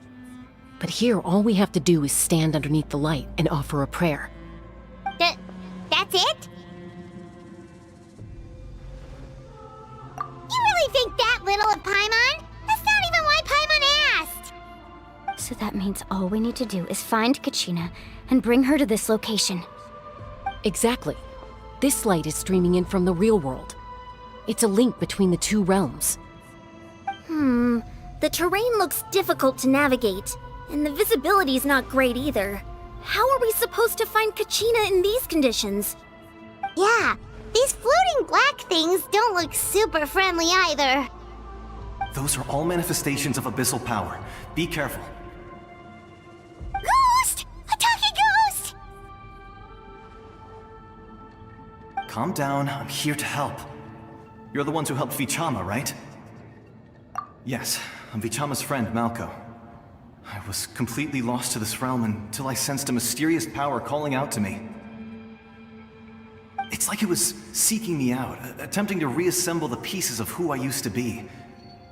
Of course, it could only do so much. I'm sorry I can only appear before you in this imperfect form. No, we should be the ones apologizing. If the Spirit Speaker Stone hadn't become corrupted by the Abyss, we could have done much more. But we had to destroy it. Otherwise, Vichama and his tribe would have been in danger. Of course. Thank you for protecting him. I never imagined that, even after all these years, he'd still take such a risk for me. Under the power of the stone, it felt like our souls were connected. Turns out even our regrets were exactly the same. Whether in triumph or death, you want your best friend by your side. Exactly. That may not be in the cards for us, but it's not too late for you. You're looking for a young girl from the Children of Echoes, right? She's being chased by an embodiment of abyssal power. I'd like to help her while I'm still in this form, so follow me. Be careful. This place has been severely corroded by the Abyss. Paimon didn't realize it had gotten this bad. It's like a seething volcano ready to engulf our world at any moment. Ouch! Quick, get back here! Stick close to me. My power will be able to ward off attacks for the time being.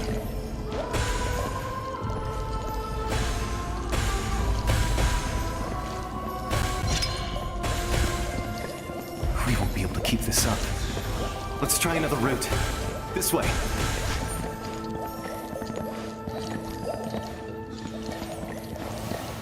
No, my sword!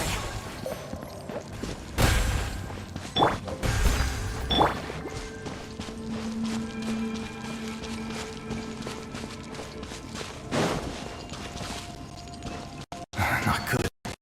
More monsters. We shouldn't waste our time on them. Witness the power of Gugwa! Advance! Everyone on me! Observe! Break a leg! As a good knight should.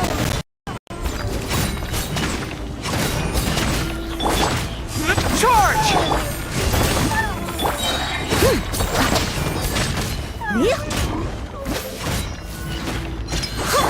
Rain outlines your fate. Rain Cutter! Advance! Press the advantage! Observe! Strike is one! I must leave no stone unturned.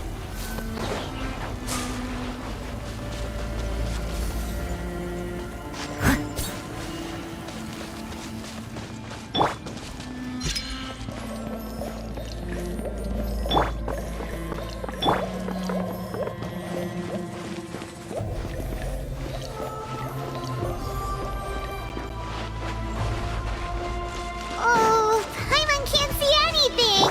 It's easy to get lost here. Just stick close.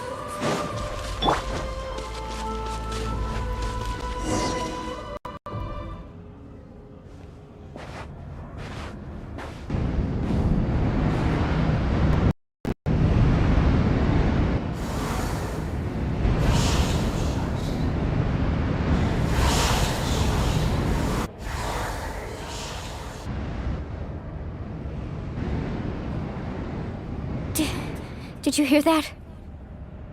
What? Never mind. It was probably just my imagination. Don't scare Paimon like that! I heard it too. It was a voice from the Abyss.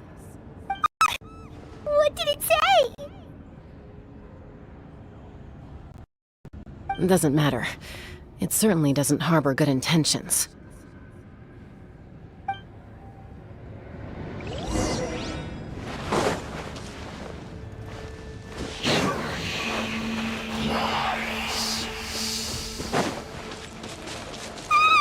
Paimon just heard it too! Let's keep going. Paimon wants to get out of this place!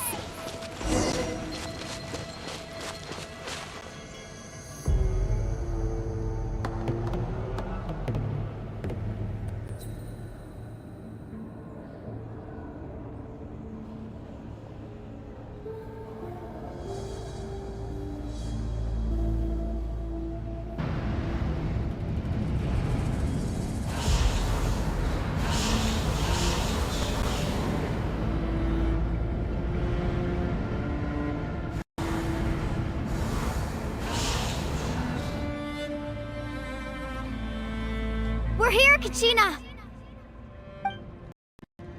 Honey? He made it! Looks like our reunion will have to wait until we take care of these monsters. Good idea. Let's go!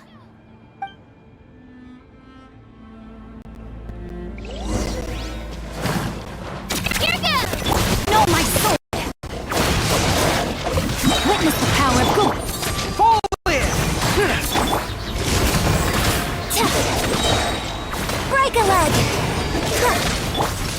As a dutiful maid would. Advance! Rally!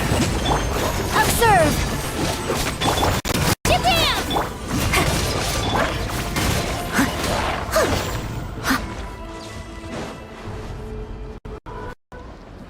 You're here! You're finally here! Thank you so much!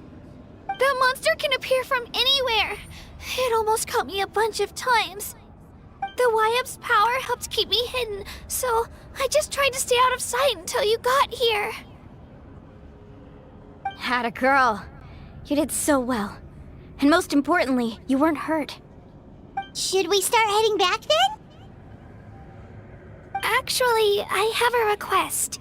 Will you come visit the Wyab with me? I can't exactly put it into words, but something's wrong with the Ode of Resurrection. And I know it has something to do with the contamination from the Abyss. That was the Pyro Archon's theory as well. Everything we've seen here certainly seems to back it up. In the Night Kingdom, there are 6 main totem poles representing the Wyab of each tribe. You can think of them like the body of each Wyab. Additional totem poles, like the ones around here, serve as proxies to which the Wyab can extend their consciousness. There are countless proxies scattered around the Night Kingdom. Through them, the Wyab can extend their consciousness over the entire realm and track down souls no matter where they roam. But if a proxy were to become severely contaminated, then a soul could become lost within the Night Kingdom. Judging by the current situation, I don't think we're dealing with just one contaminated proxy. Even if we could drive back the abyssal power from one of them, that probably wouldn't even put a dent in the problem.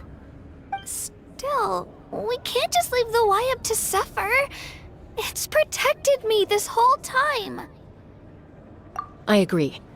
We might even manage to draw out the monster that's been hunting Kachina. Getting rid of the monster might slow down the deterioration of the Night Kingdom.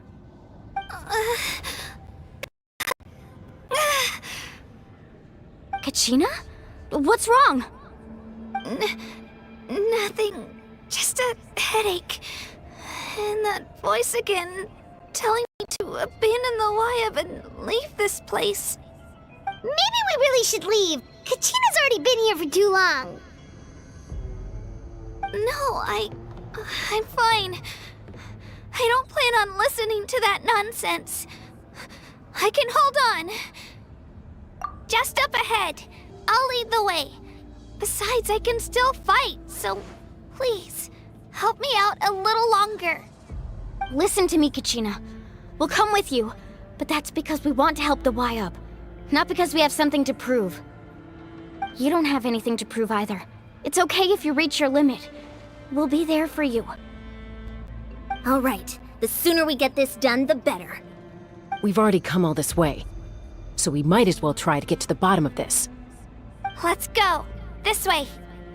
I'll stay here and try to stall the Abyss monster. All by yourself? That's too dangerous. It's all right. I may not be as strong as that monster, but I'm definitely more familiar with the area. Besides, I don't have much time left.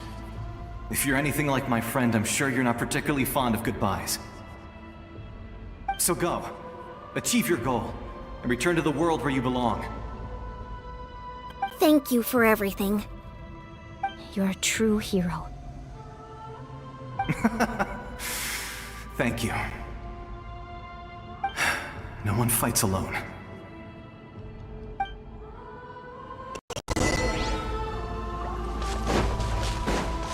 Does your head still hurt?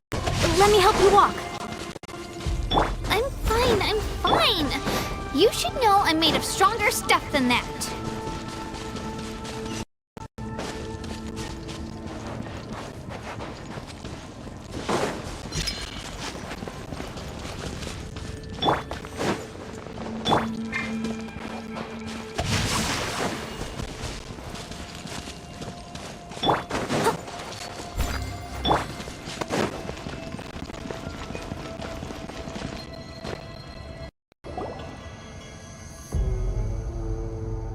Wyab? friends and I are here to heal you. Wyatt, can you hear me? Wyatt?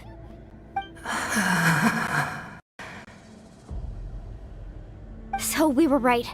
The contamination is already too severe. It's preventing the Wyatt from answering our calls. Alright, get ready, everyone. Time to purge the abyssal energy from this place. Careful. We've got company. Already? You really think that puny soul could slow me down? Courage in the face of futility is pure folly. He tried to get in my way, so I disposed of him. You killed Malco? He would have dispersed with or without me. Rather than worrying about him, I would urge you to focus on yourself. You may have defeated others of my kind in the past, but underestimate me now, and it will be to your peril. No, the power of the Abyss is intoxicating. The destruction it seeks captivates like a masterful work of art. I strive only for the opportunity to see it up close. I thought this naive little girl was an exception, but it turns out humanity is full of lambs willing to offer themselves up to the slaughter. That is the tragedy of your short lives. You understand nothing of all-encompassing power. Ancient names, pride, friendship, all empty ideas invented to give you a false sense of self-worth. They possess no power at all. The Pyro Archon created those grandiose ideals out of pure selfishness. Anything to avoid sharing power. Anything to avoid handing over the primordial gift to ordinary people like you. Don't believe me? Then ask yourself, why is the Pyro Archon strong beyond measure, while you, Kachina, remain so pathetically weak? Kachina! Give me your hand.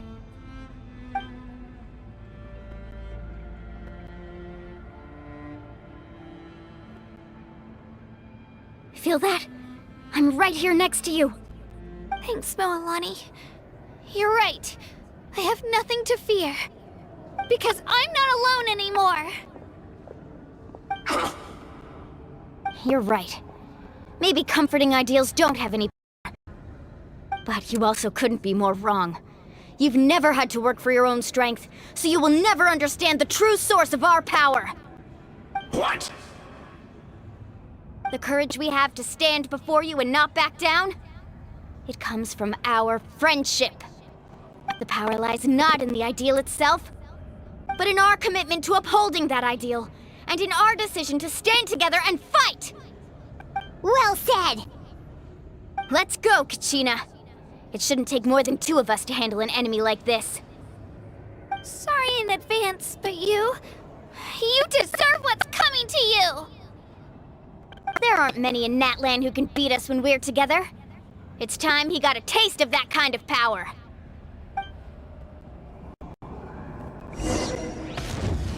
From the ashes to the eternal dawn!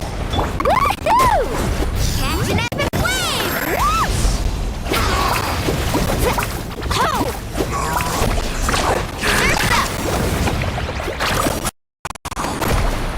Time for my coming! Right here! Revelation from a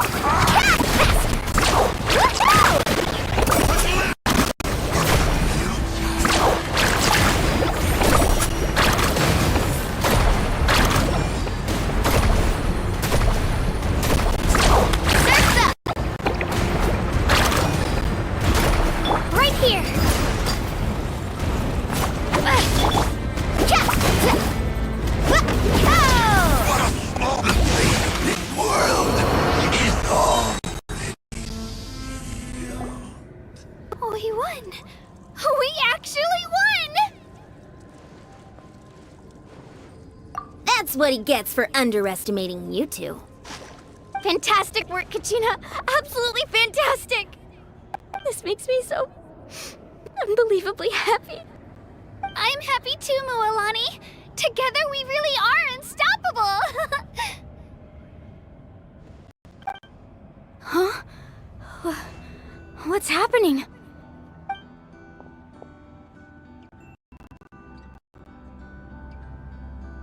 My ancient name is glowing? But I thought I didn't bring it with me! It's probably a projection from the real world. But that doesn't explain why it's glowing all of a sudden. Wait, does that mean you're...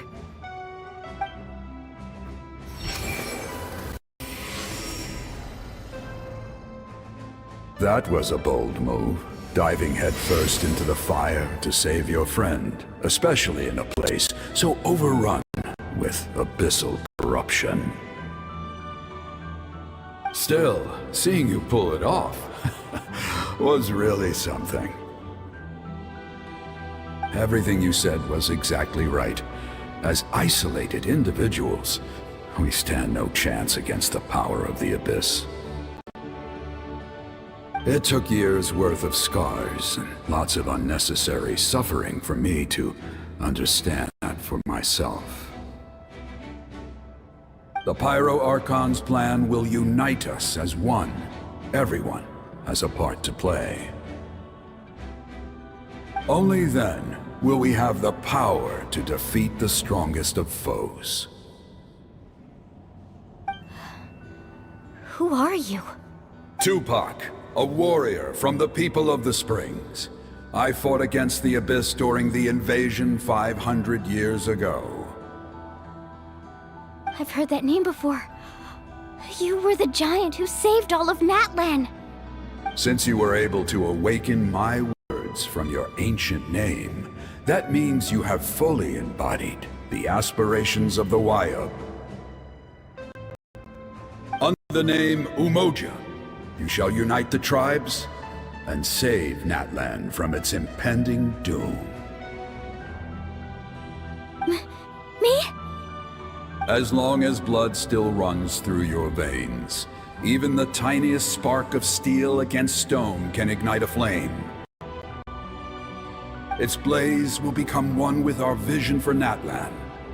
Even amid everlasting darkness, our bonds remain eternal.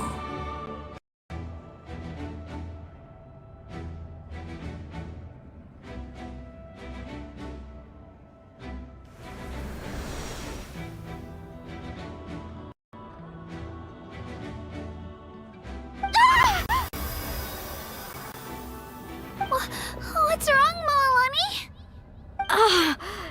So many memories. My brain was just flooded with everything he once knew. So that's what happened. What do you mean? Did you just figure something out? 500 years ago, they foresaw the very crisis we're facing now. Efforts to save Natlan started all the way back then. We can go over the details once we get back. We shouldn't linger here longer than we have to. I know bits and pieces, but I had no idea Mualani was also part of the plan. This sounds like something that's going to need a lot of explaining. Let's focus on saving the Wayub first.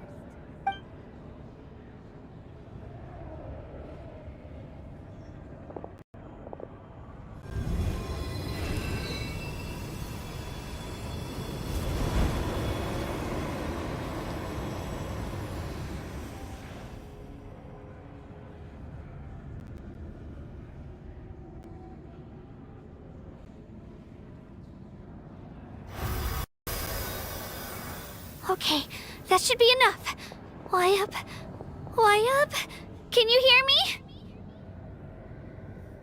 I hear your voice, Kachina, my dear child. Great. Well then, I'm afraid it's time to say goodbye. I just wanted to make sure you were okay before we leave, but we can't afford to stay here any longer. I was going to ask why you bestowed an ancient name upon someone like me, but it's okay. I'll keep searching within myself for the answer. I'll never stop trying to improve my strength. One day, I'll live up to the hero you saw in me. You are already an outstanding child in my eyes, Kachina. No matter what happens. Huh? You are all my most beloved children. It has always been my honor to protect and nurture you. Your ancient name is just that. A name. Much like your parents chose to name you Kachina, I also gave you a name, but it need not define you. Focus on who you want to be. You are already worthy of your name. Now, you need only devote yourself to becoming a better you. The story of your ancient name is for you to continue. Just like your parents, my love for you will never change, no matter what the future holds.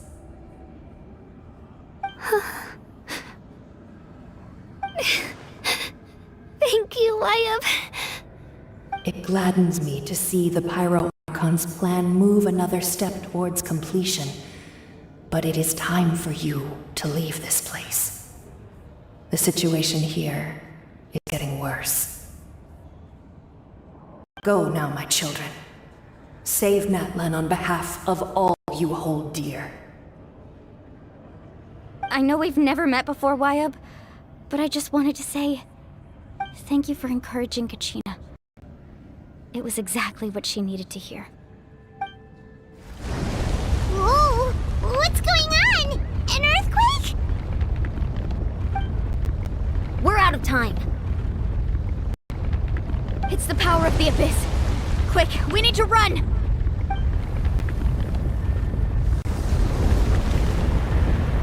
It's a Seelie! The Seelie opened the way for us!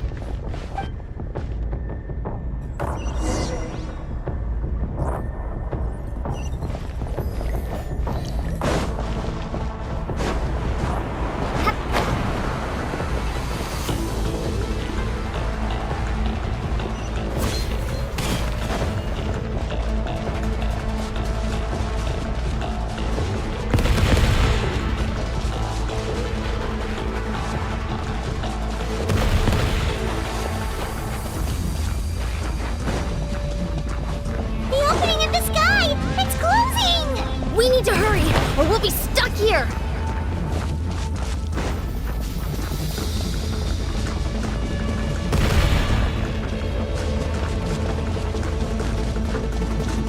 Watch out for the falling rocks!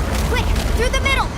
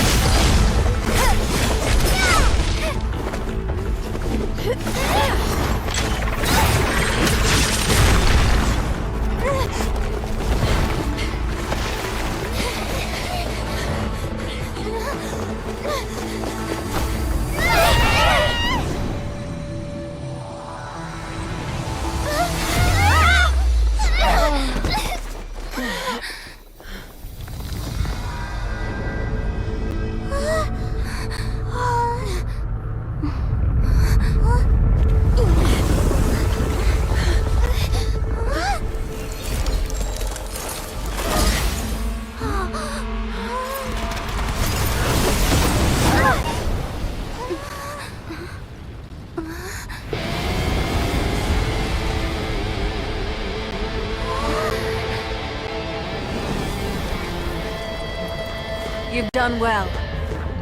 Now come home.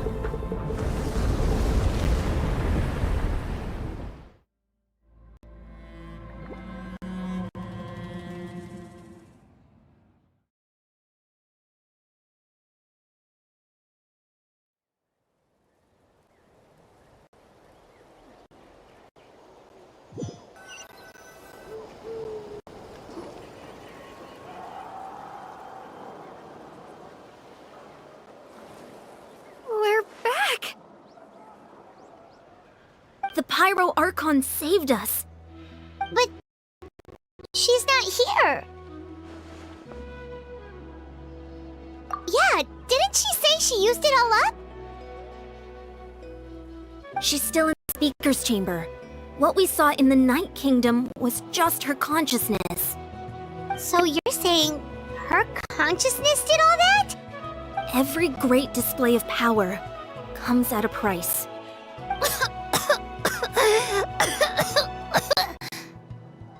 You must feel terrible, Kachina. Just hold on. We'll get you to a doctor soon. Let's get back to the stadium. The Pyro Archon said she'd have a doctor waiting for us. I recommend getting a full checkup, just to make sure no damage gets left behind. My mom feels okay. What about you, Traveler? Right. You always seem to do pretty well against the Abyss. Let's get going.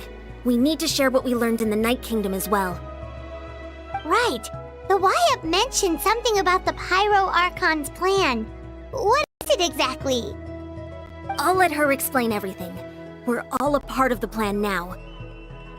Every move we make from here on out will decide Natlan's ultimate fate.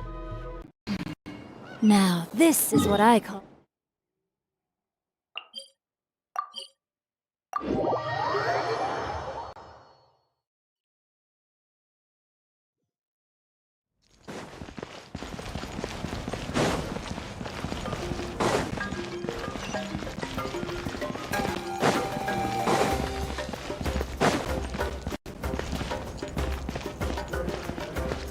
body and mind.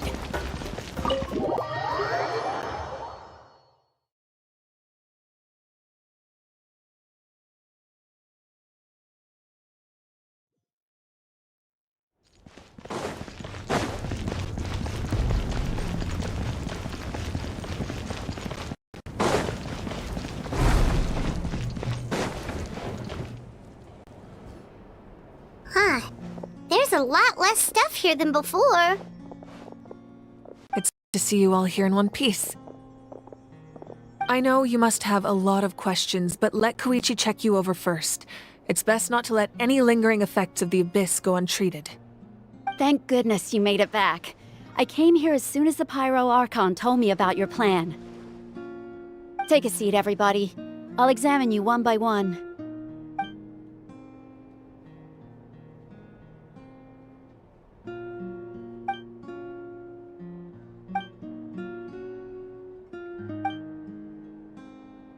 All right, that should do it for now. But just to be safe, I'll perform another checkup in a couple of days. I have to say, though, I've never seen anyone react to the Abyss like you, Traveler. It's like you're completely immune to its power. She's always been special like that. She can even purify its power. Wait, now that you mention it, Paimon doesn't think she's affected either. Given the current situation, that ability will likely play a great role in the events to come. Of course. I still have patients to see, so I'll head out. Thank you, Koichi. All right. We might not see eye to eye, but we both had good intentions. Just give it time. I'm sure we'll figure things out between us one day. Yeah.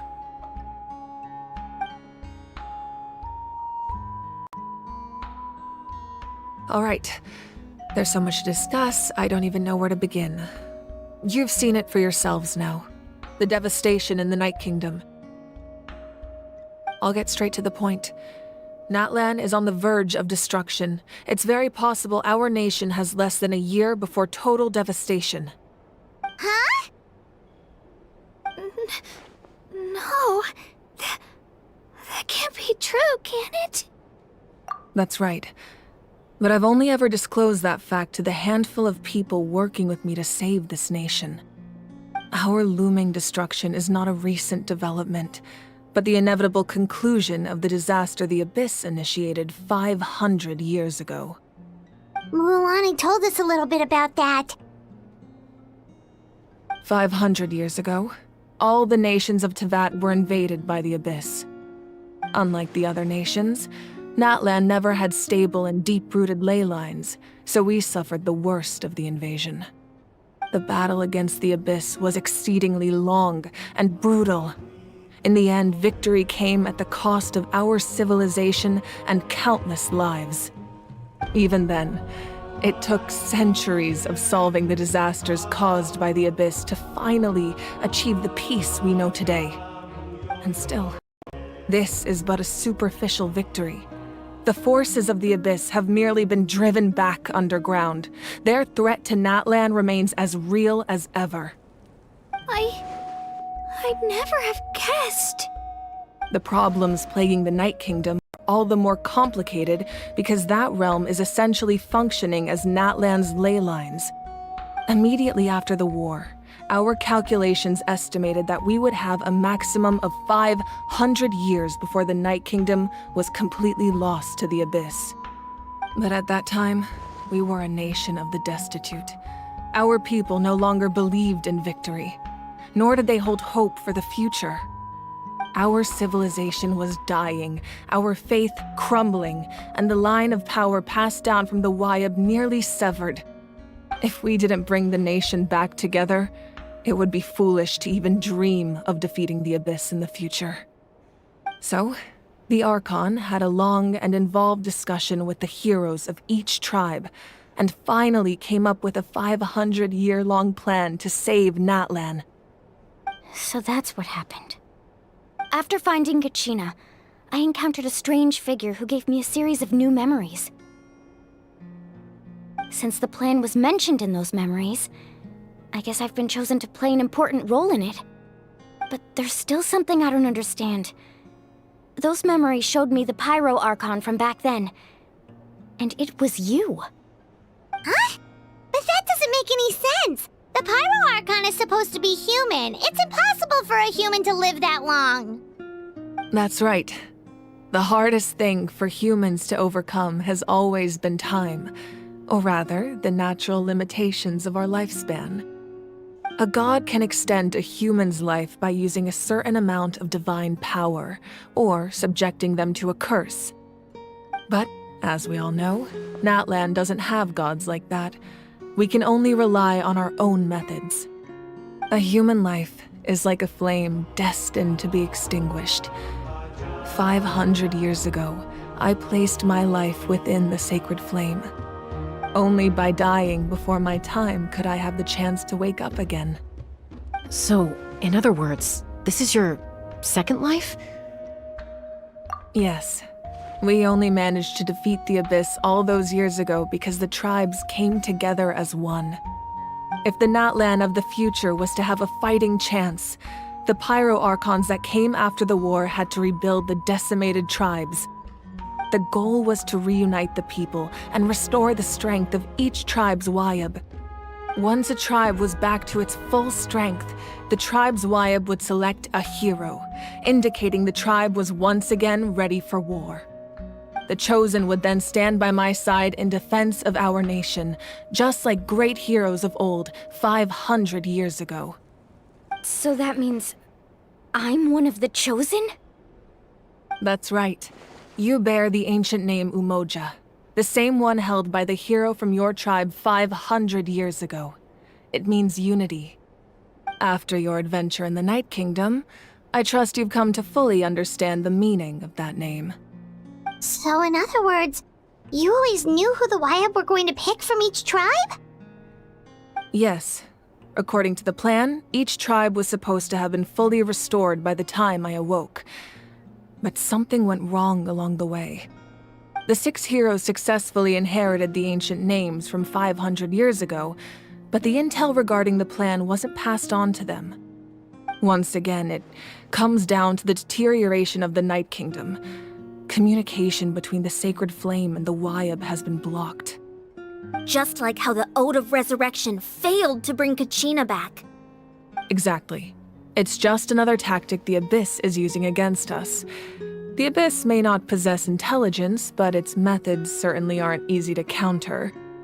If we want to unblock that information from being passed on, my presence alone isn't enough. The ancient name bearer must establish a greater connection to their name. So, I've tried my best to help them from the sidelines. Currently, Shilonen of the Children of Echoes, Kinich of the Scions of the Canopy, and Iansan of the Collective of Plenty have all been acknowledged by their names. During your adventure, you too earned the acknowledgement of your Wayab Mualani. In the process, you gained the memories stored within your name. But we have less than a year! Yes, but we have no choice. We cannot start the plan until all the heroes have been gathered. That's also why I haven't been able to take action despite the urgency of the situation. But if you knew this whole time, why didn't you just tell me about my role in all this? Wouldn't that make everything go a lot faster? Perhaps, but the opposite could also be true. Knowing your destiny too early could mean failing to realize your full potential. Just like your determination to save Kachina, I hope your commitment to this endeavor comes from your own strength of will, rather than a sense of obligation. So I suppose you're not going to tell us who the final two heroes are then? That's right. Their time is yet to come. Putting pressure on them beforehand will only hinder their development. I can only trust in the judgment of the Wayab. I have never believed I could solve this crisis alone. In fact, it was precisely because I chose to trust and rely on others that we managed to get this far. Natlan's salvation lies not in its Archon or any singular individual, but in us all. You're quite perceptive, aren't you? I thought I might get away with avoiding the topic. Huh? Oh, right! All of the stuff you stored here before, where did it all go? Even though I sacrificed my power, I still needed a contingency plan to ensure you would make it back from the Night Kingdom. After all, I was the one who allowed you to take that risk, and Mualani has an important role to play in my plan. In addition to their sentimental value, the items I stored here held a much more important purpose: fuel. Fuel? So back then, that's why you... Yes. The stories embodied by those items are certainly important, but there's an even more significant trait they all share. Every item belonged to a hero of Natlan. Over time, they became imbued with a certain amount of contending fire from being carried in battle. On their own, each item's power is limited, but together, their combined effect can prove quite useful in a dire situation. By burning those items, I was able to activate the contending fire stored within them to open the boundary between the two worlds. It was a rather crude approach, so all their power was depleted in an instant, as you can see. But weren't they all precious treasures? What about their stories? That's exactly why I dragged you all here. No matter what, I never wanted the Pyro Archon to have to use that power. Oh, I'm so sorry. You have nothing to be sorry for. You all deserve my thanks, actually. If you hadn't saved the totem pole, that area of the Night Kingdom would have been forever lost to the Abyss. And then, it would only be a matter of time before the Children of Echoes was met with disaster. Besides, when those heroes entrusted their belongings to me, or the Pyro Archon of their time, it was out of a desire to contribute to Natlan's survival. If they knew those items helped save the present-day heroes of Natlan, they would not mourn their loss. Even when you put it that way, I still feel bad. There's no need. Remember what I told you about time? The people and the events of the past are never truly lost to us. We simply carry them with us in a different form. In that sense, we didn't lose anything at all. If you still have regrets, let them fuel your resolve in the battles to come. Your deeds will become new legends and nurture new forms of power just like the items once stored here. Well, we'd still like to return the favor. Well, if that's the case, just treat me to a drink sometime. Now that Kachina has returned, we can finally hold the victory feast and celebrate your team's triumph in the Night Warden Wars. And we could all use the rest, that's for sure. Plus, you'll be able to silence everyone who doubted you once and for all, Kachina. Still, now that I know the danger we're facing, having a victory feast doesn't feel right. Try not to let it get to you. It's important to stay calm. Worrying about it will only affect your judgment. All right. You should head out. I'll join you in a bit.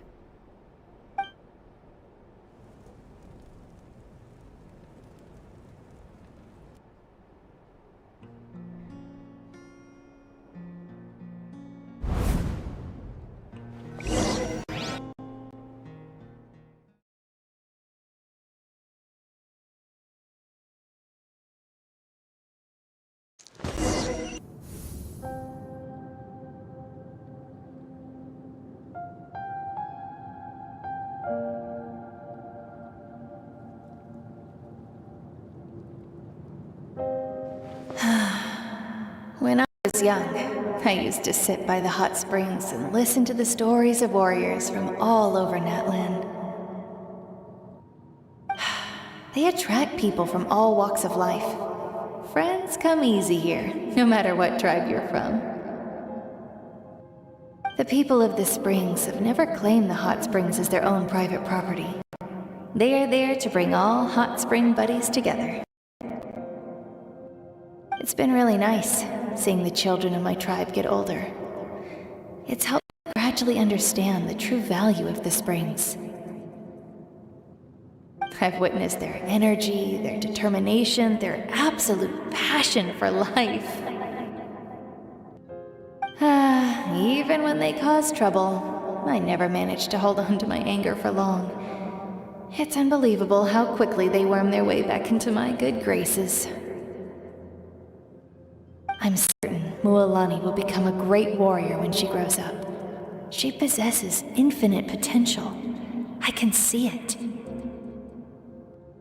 One day, when I'm no longer in fighting form, I'll come here and tell stories to all the children, just like those warriors did for me.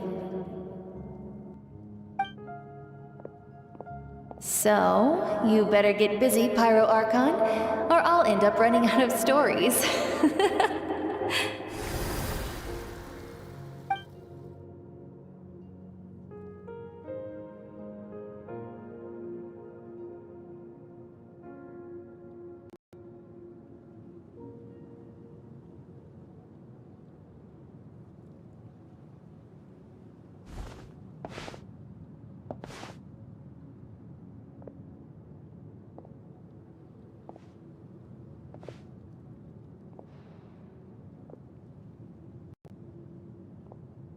Our nation is engulfed in darkness. Our tribes stand divided, and yet you promise victory in the distant future.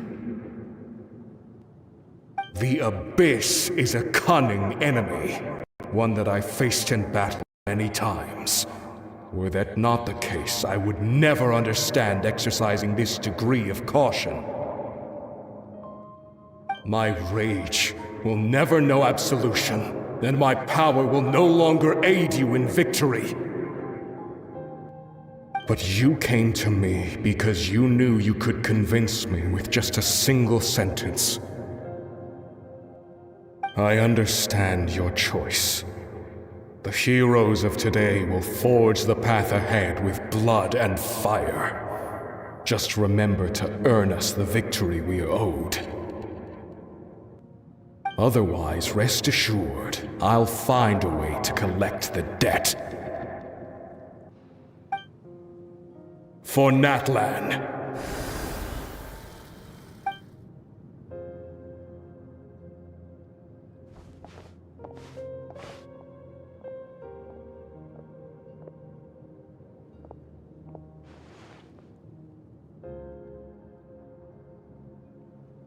So, you're gonna head 500 years in the future to save the Pyro Archon again?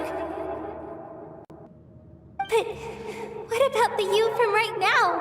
You're just gonna...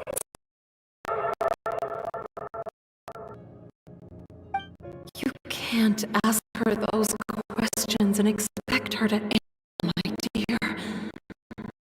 The decision is hers to make, and she deserves our support. We will we can to rebuild the tribes. You worry. Even across time, we will all do our part to fight for Natlan's future. Yeah, Mom's right. We'll all believe in you, sis. Oh, seriously though, Dad should be here. Where is he? I imagine he didn't know what to say, so he chose not to come at all. Don't take it to heart, my dear. That's just who he is.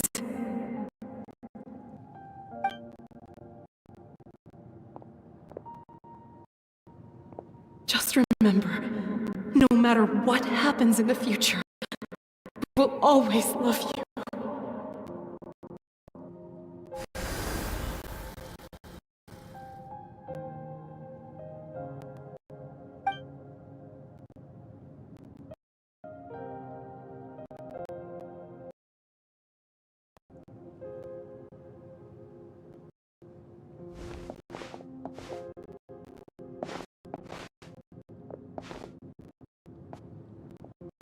I'll come find you one day. I know I can't live that long, but I'll think of something. There has to be a way for us to meet again one day. If there's an answer out there somewhere, I'm gonna find it. So, don't forget about me.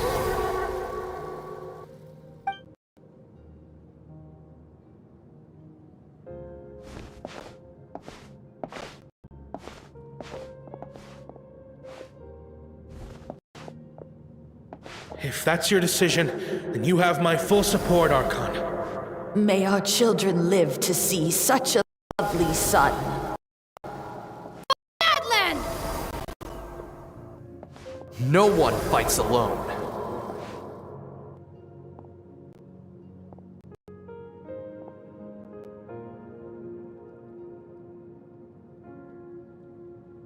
The rules are my legacy. They shall grant us the strength to overcome the next tragedy. War forged the 6 tribes, taught us how to fight, instilled in us what it means to love. Who will be the one to bring this to an end?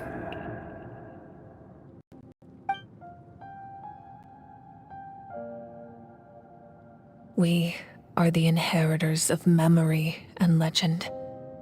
Those who grew alongside sun and wind. Those who forged our own destiny and future. That is Natlan's fire, the lifeblood of our nation.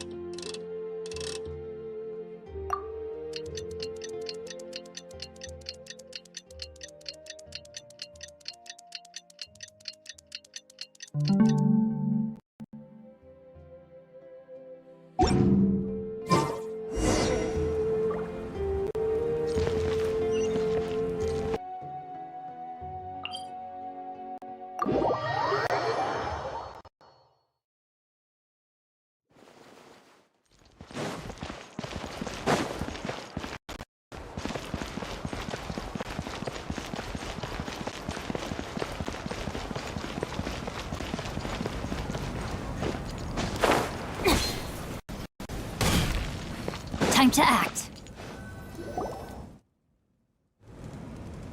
Hey, Koichi! You here for the victory feast too? Oh, no.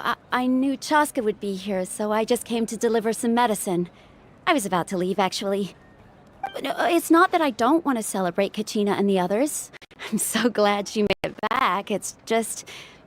well, I'll make things awkward if I'm around my sister right now. Ah, well, you two had a fight, so Paimon can understand. She didn't cause any trouble during your trip, right?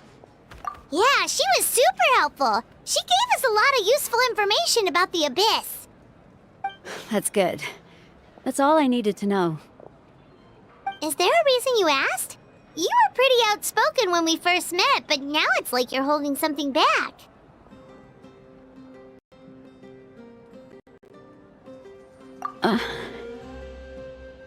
Maybe it seemed unreasonable, picking that fight with her before you left, but I did it for a reason. Her impulse to fight is extremely strong. Her mental strength helps her rein it in, but she still loses control sometimes. I had no idea what you might face in the Night Kingdom, so I didn't want to take any chances. So what you're saying is... Okay, so maybe it sounds a little stupid, but it works pretty well. It helps her keep her cool for a little while, at least. Anyway, I'm just glad you were able to make it back safe and sound. That's all I wanted. What? Really have to go that far? Can't you just talk it out? No way. Chaska never opens up about her own pain, especially to her family. She can't learn about this, or it'll be even harder to help her. I appreciate the understanding, and don't worry. I'll find a way to help her ease this burden. Anyway, I need to get going. Enjoy the celebration. Oh, and if you ever need a doctor, you know who to find. Huh. Who would have thought there was a deeper reason behind their arguing? In the end, it's all the Abyss's fault. Paimon's had enough of them.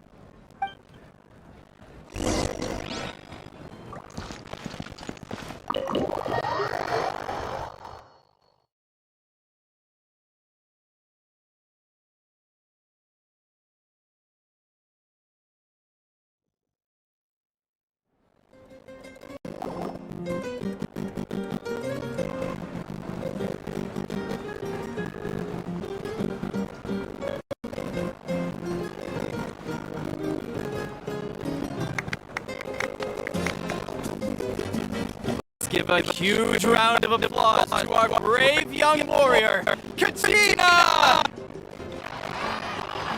Well done, Kachina! Thank you, everyone! I'm so glad I finally made it! I always knew you could do it! With so much potential at your age, you have a great future ahead of you. You're one to talk. Don't think I didn't know you were the first person to abandon your team. I'll be dealing with you when we get back. I had no choice! My friend invited me, I couldn't just say no! Oh, really? So you weren't just trying to get ahead in the first round? I wasn't, I swear! I just happened to find that bear injured in the wild, so I stopped to bandage his wounds. When he insisted on repaying the favor, what was I supposed to do? I'm just one person. I figured Kachina would have no trouble replacing me. But the fact of the matter is that after your departure, everyone else started thinking about swapping teams too. I'm really sorry, Kachina. It was wrong of us to abandon you like that. It's amazing that you still made it all the way through to the Night Warden Wars. That's the highest honor. So, what about you guys? Did you make it far? Our team captain drank too much the night before the competition and turned up late at the stadium on the day. We got disqualified. Serves you all right. No sympathy from me. Alright. There's no need to be like that, Uncle Pakal. Dear friends, I'd like to say a few words. Firstly, I'm grateful to my friends and our great Archon for helping to bring me back. This traveler and her companion Paimon are some of the strongest people I've ever met. If they were allowed to participate in the pilgrimage, I have no doubt that they'd win the whole thing. They've agreed to let me learn from them. With their help, I believe I can become even stronger still. And let's not forget my good friends, Moalani, Chaska, Kanich, and Dion-san. They all helped the Traveler and Paimon figure out a way to bring me back from the Night Kingdom. They too deserve to be called our heroes. So, please give another round of applause for them. Thank you so much. Well said!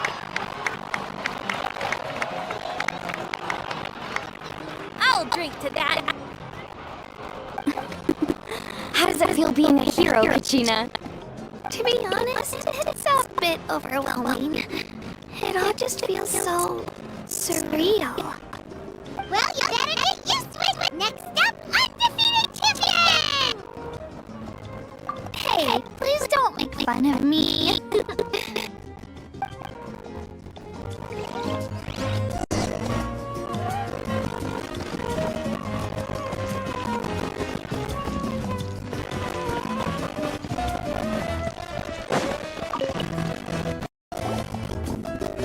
You're here. Have some fruit juice. I got it especially for you too. How did you know? That's Paimon's favorite! You look like you've still got questions. Ask away. Because they have their own lives to live. The thought of telling them, abandon your families and everyone you love, and come with me to the end of time, for in 500 years Natlan will be destroyed, it seemed too cruel. You could just as easily point out that everything in this world will come to an end eventually. But life is short. And beyond a point, it just doesn't seem real. Imagine if I said, let's leave right now and go save the sun because it'll flame out in a few million years. It would sound quite ridiculous. I couldn't make the shoulder burden me. Besides, every generation will have its heroes, this one included. The plan could still work without them. Or, of course, without me. But since I was the one who came up with the plan, I felt duty-bound to see it through to the end. Paimon's suddenly remembering that portrait in your room. Was that your family from back then? Yes, it was. So when you asked me who my sister grew up to be, the truth is that very little information survives. From what I've been able to piece together, I can conclude with a reasonable degree of confidence that she ended up as an architect and artist. She played an instrumental role in rebuilding the scions of the Canopy tribe, designing and building many houses. But of course, none of her buildings are around anymore. Still, it was an impressive achievement, and I'm very proud of her. You feel loss keenly. It seems to stir up feelings of regret in you. But this is something I have long since come to terms with. This is a war, and there can be no war without loss. I am already far more fortunate than those who lost their lives to the Abyss. The people of Natlan look to me as their Archon, and the weight of their expectations is mine to bear. I must see our fate through to the very end, no matter what I may find there. Yeah, doesn't that mean the way everything ends has already been written, including your plan? I suppose, but so what? Don't forget, time takes many forms. The past, present, and future coexist, and all are equally important. Even if the future ends in destruction, there's still no reason to give up on the here and now. And it's precisely because we humans cannot know our fate that we will never give up on our struggle. This is a pivotal moment. We are still 2 heroes short. Well, 3 to be precise. There's one further hero who I'm hoping to get on my side, whatever it takes. Your resistance to the corrupting power of the Abyss is truly remarkable. It would easily make you an all-important figure in the upcoming battle. If you agree to join us, you will not only gain my full support in your journey, but I will also forge a brand new ancient name for you. Ancient names can be forged? They can. Several strict conditions must be met, but if they couldn't be forged at all, then the number of them in circulation would have long dwindled to 0. Possessing an ancient name would mean that your adventures in Natlan are recorded in full. Your stories would be remembered by our people for all the years to come. The Ode of Resurrection may have temporarily lost its power, but still, take this as my personal guarantee that I shall never let you fall. Just like in the Night Kingdom, I will be there for you. That is a promise I will fulfill at all costs. This nation always honors its heroes. Yeah, we can't just ignore the situation here. Wonderful. Then I'll reach out to Shilonen right away. She's the one who will forge the name. We've never forged an ancient name for an Outlander before, but I trust she'll find a way.